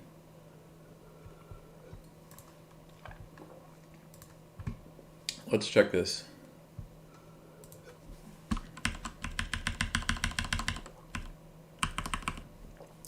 Yeah, losing this pawn was huge. Losing that was huge. -3. It's still -3. Okay. Ooh, that was... What was the mistake there? Ah, D4 was better. Okay, but it's still not good. That was the big blunder right there. Oh, rook C4 check. King F3. And then my king comes to E5. That was what I missed right there. And then it's pretty easy because I can bring the knight over. Yeah, I have like... So there's a principle that I violated, and I knew it felt wrong, but I didn't see what to do. But usually if your rook is going to go babysit a pawn, something's wrong. That's a bad sign. That's a bad sign. Yeah, so check to force the king away so that my king could go there. Much better solution.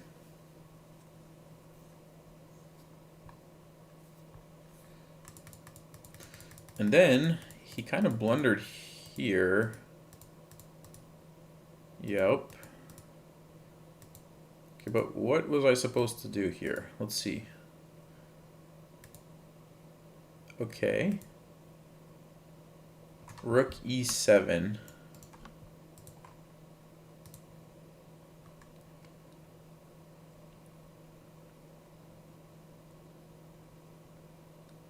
Yeah, it makes sense, because what's he going to do now? If he plays this, I just take it. If he plays this, then I have check here, and I can go get behind the pawn that way and still have the king cut off. And what did I do? b6. Yeah, totally missed this idea.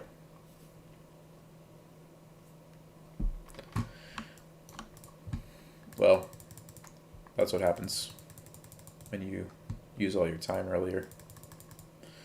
So next video on the channel is going to be on time management. As soon as I figure out how to do that. Yeah, we had that. Feels bad losing to that guy. It feels bad. All right, I have a few more minutes. Let's just play some blitz. Or I can just put this behind me. Put that game behind me.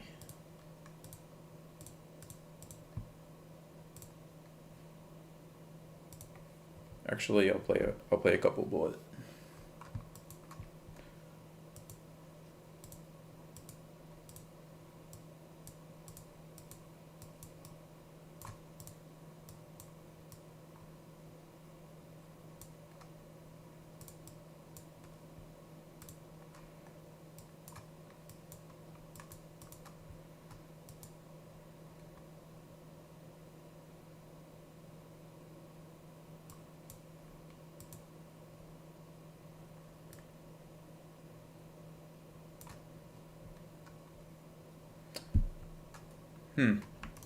I guess we're getting a perpetual this game.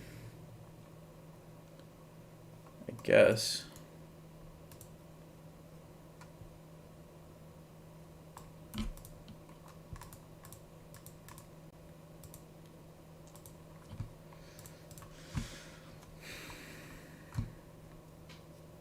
I mean, I had queen c1, queen c8, but I don't know if that was very good.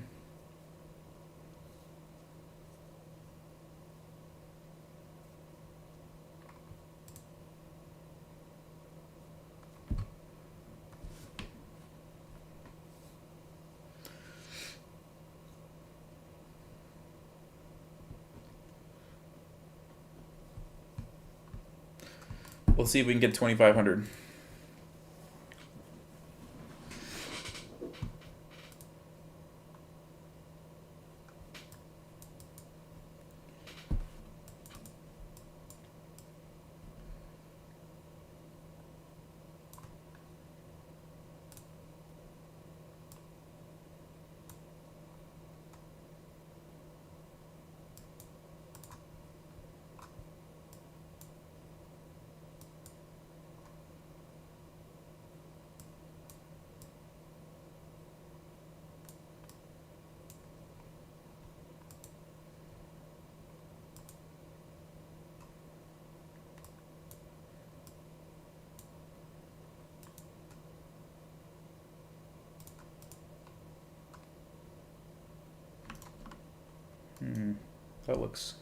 That looks good. Trade here. Oh, wait a minute. Wait a minute. I want to take that pawn. I really want to take that pawn. There we go.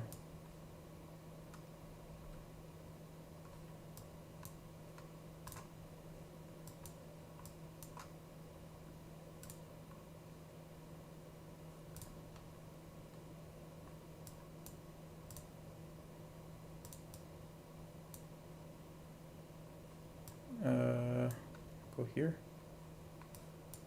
That's a rook.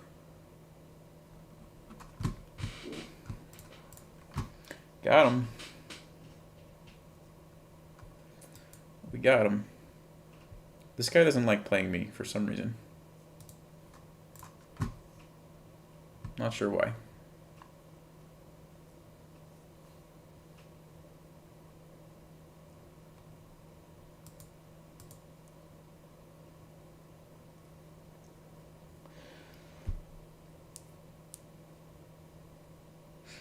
See you, JM. Hey, Harry. How's it going?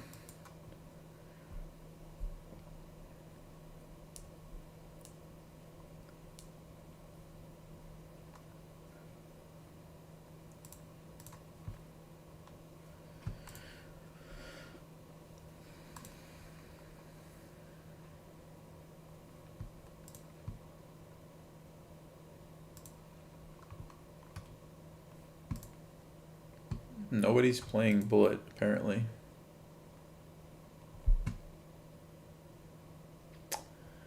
Well,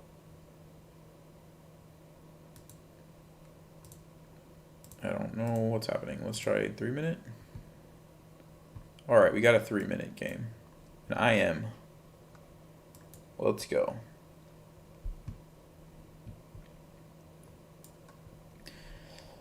Okay, at least I know a little bit. I know a little bit of theory here. Knight of 6, e5. Oh, knight d4. Okay, that's fine. That's fine. Basically, pawns are going to go like this.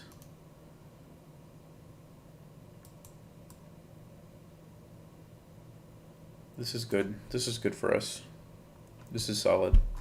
F3. Queen's going here. Queen, and the bishop can come out somewhere. Queen can come over here. Go queen e1. And then this. Okay, this is good. Now we got some pressure here. I like this. Let's see, is it bishop g5 good? We'll go there. We can come to h4 next. I didn't think that was a good move. Queen h4, knight here. Rook f3. That looks good for me, I think. Actually, I have this too. Hold on a second. I have that.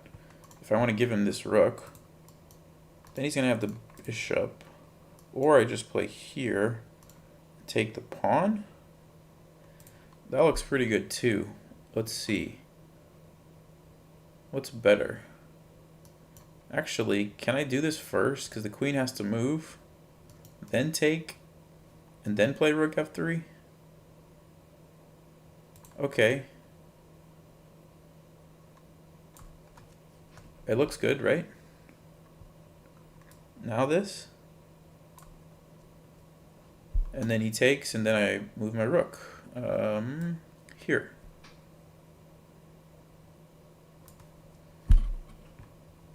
Yeah. Okay. I mean, that's a little annoying, but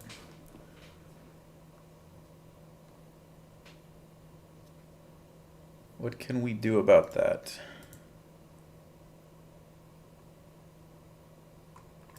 Maybe trade it for my knight. Here. Let's just try not to blunder something. We're winning this. Okay, f5. Aggressive move. He wants to open up the bishop. Understandable. Can I go with my plan anyway? Let him take. Trade here. Then take this.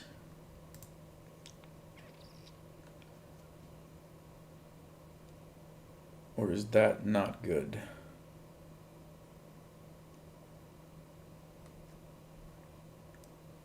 I think it's okay. This guy's got to go, so that's the idea. We've got this trade if we need to. So takes, takes, takes, and then we can just like recapture here, even.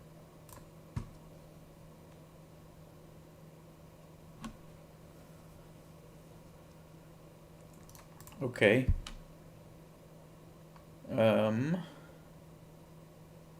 Makes sense.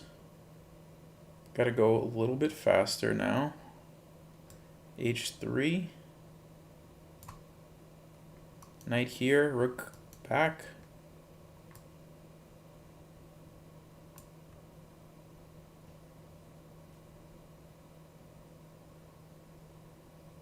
Can bring this guy over.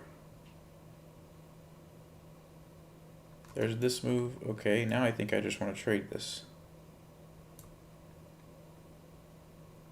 Ooh, does this work? Bishop g7. No, I don't have a follow-up. Okay, so we'll take here. That's defended. Now maybe knight g3, rook f1. Okay, queen's under attack. Let's go here.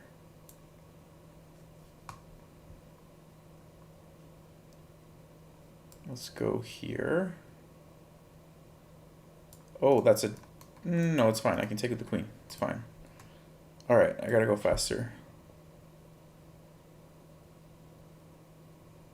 Totally winning. I just need to not blunder something here.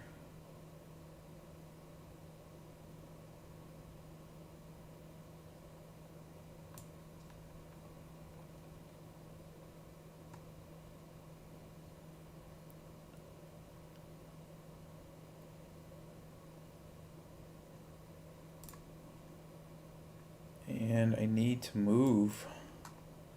I need to move.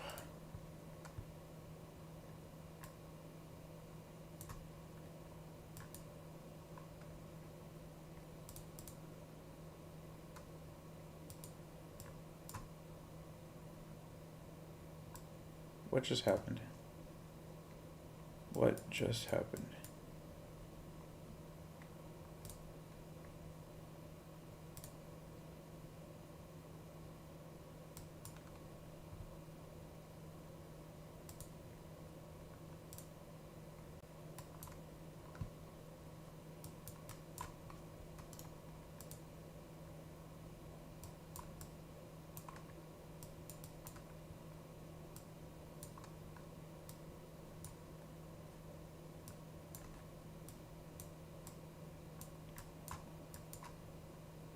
No, no.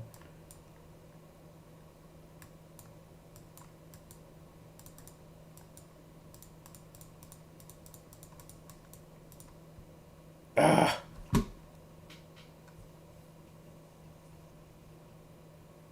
We had it. We had it.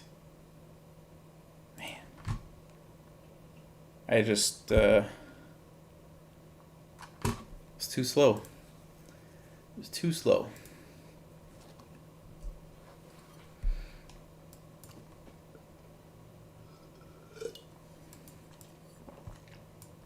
Another Sicilian? And this again? Okay. We're going to do the same setup. We're going to do the same setup.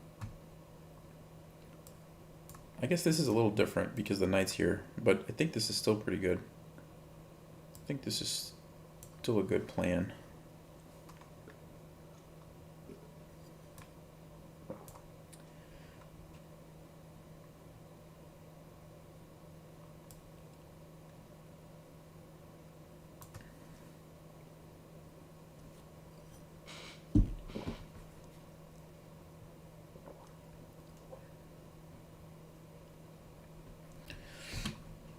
Basically, the bishop sits on b3 or a4, and the pawns are like really strong, and then you just use your queen and bishop on the dark squares, and then this is usually pretty good.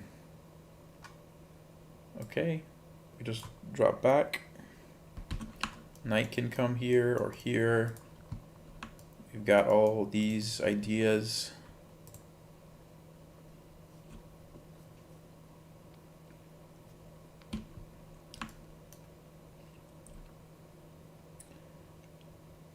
I almost want to go there.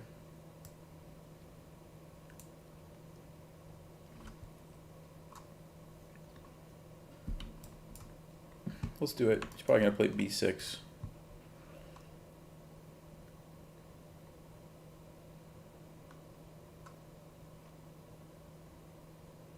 Maybe knight here and here is good next. I can't go there anymore.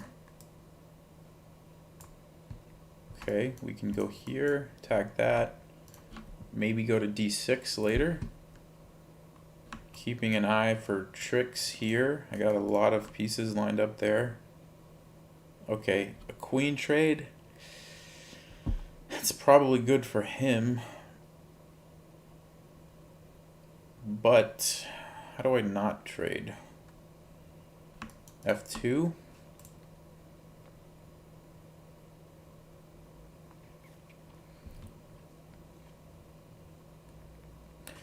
I guess let's just bring the piece in and we'll let him trade. If he's gonna take that many moves to do it. At least my knight can get in a good position now. Okay.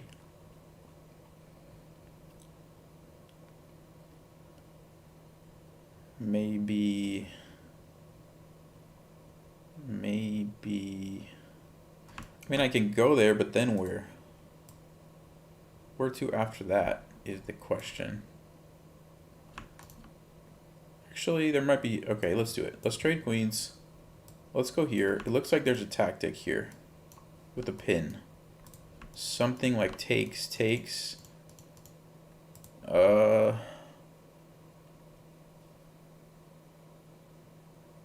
now I don't know if there is.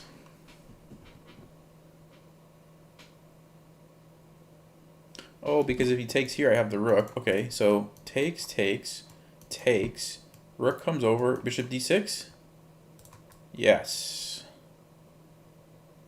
Oh, wait a second. Oh, yeah, that's fine. I think that's fine. Because I have this guy. I can trade here, and I have this guy. So I essentially won a pawn.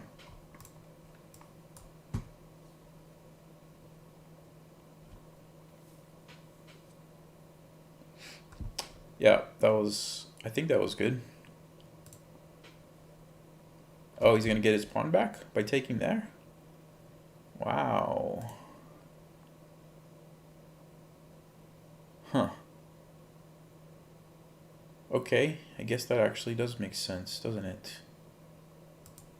Ah, but I'm going to get this pawn. Haha. Ha ha ha ha.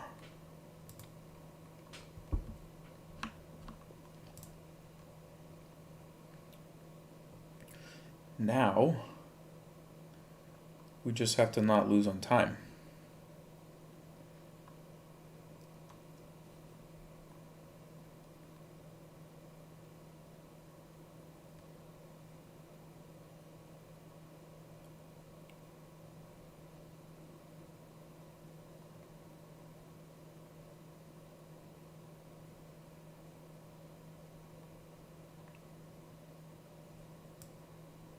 Let's go check. Let's go here. I guess we can trade those now.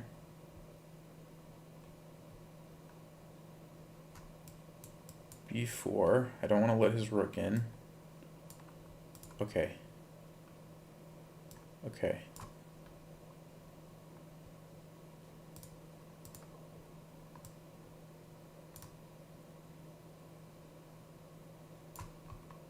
These are the targets. Zugzwang. That is Zugzwang. Take that. Take that. Come over here. Take this. Check. Okay, I'll just push this. That's fine.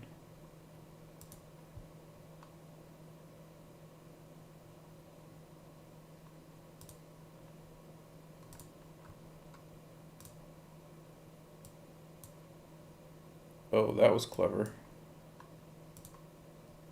I did not see that.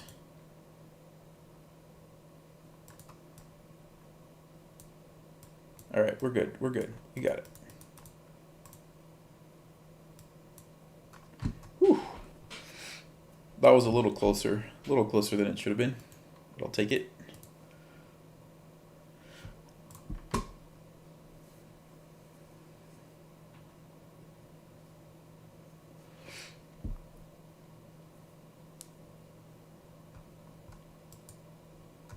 Which chess website's better? I mean,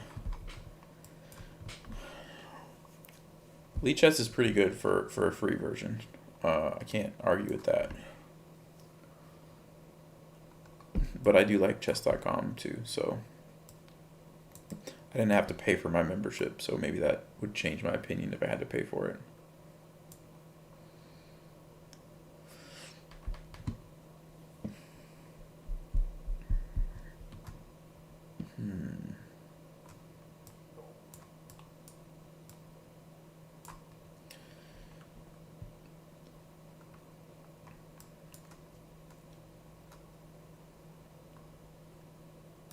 Alright, let's take now. Let's play here and defend the pawn, I guess.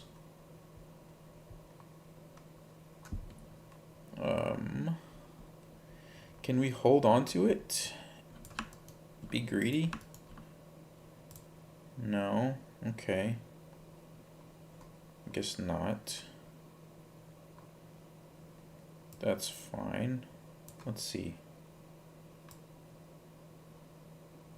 Maybe I'll just go there to trade and then take this pawn. Take with the queen. Now maybe I can play b4 and hold on to my pawn. He does like this. Or that. Okay, this looks good. That's fine. Let's go here. Line up on this.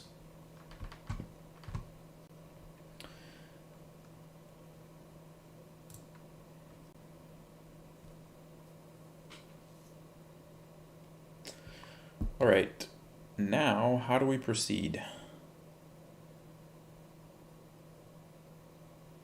I want to play here. I don't know if it's any good. Then maybe f4.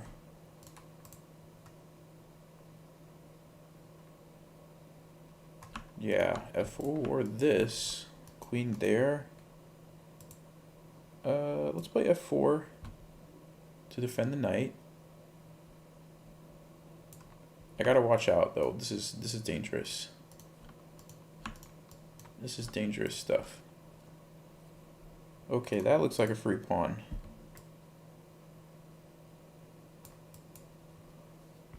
I'll take that. Bishop there, okay. Can I go here maybe? I just want to trade off some pieces. I have a lot of extra pawns. We can trade off some of this stuff. We can go into a 1 endgame. Let's bring this rook over. Okay, if he takes that, there's got to be some little tactic here, right? Takes, fork. Doesn't that work? Maybe it doesn't. He's just gonna take this. Takes. I don't have back rank. King goes there. That's too bad. I'm throwing this game now. All right, let's see. What can I play? c4. You can't take it because of the back rank main now. So I'm still up 1 pawn. Don't have a lot of time. Here.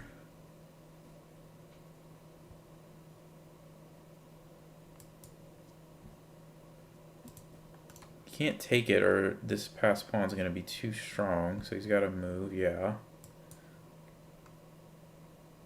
Let's see if I can get some more pawns or something. Oh, I'm giving up that. Okay, but then I'm getting this one. I think this is okay.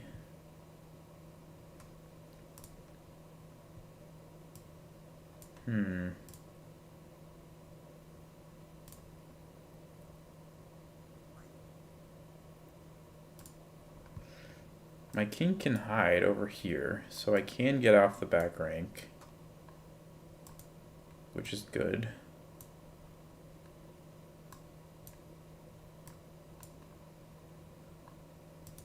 I can come over here.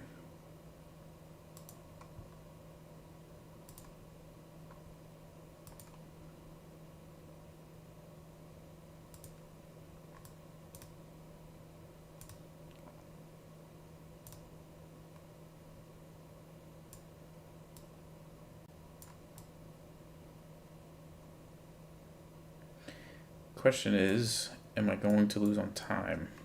Kind of looks like it, doesn't it?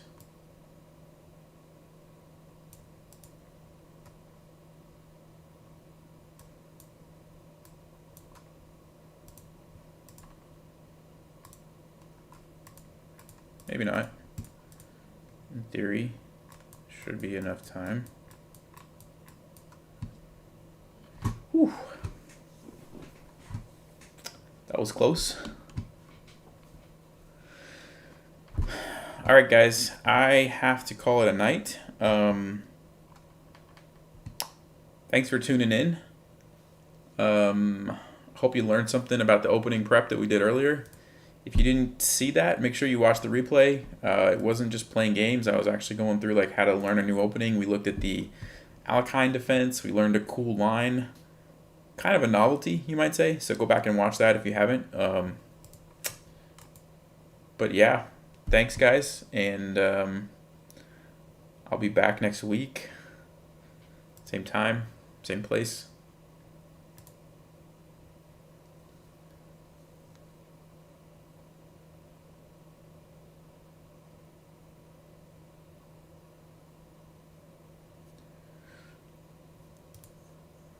Yeah, Vorador. Those were some good games. Yep.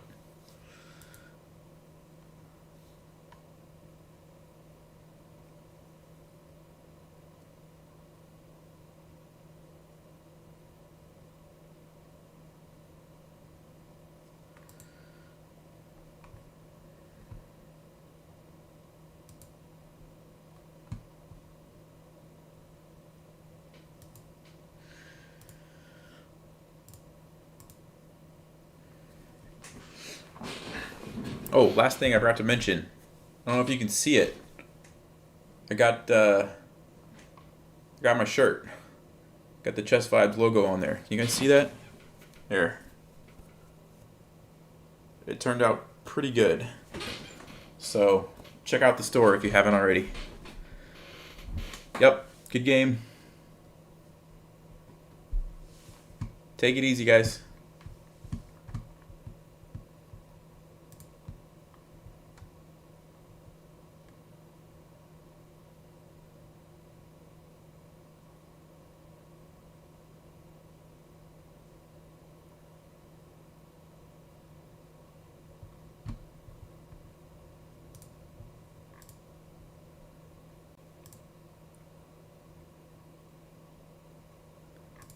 Yep. See you, JM. Later. Oh, by the way, let me know if you guys like that opening prep kind of stuff. Like if we did some sort of lesson, maybe before playing, instead of just like playing every stream, like some kind of a learning thing. Throw something in the comments on this video and I'll look at it later. But let me know what you guys think about that. All right. Peace. Stay sharp. Play smart. Take care.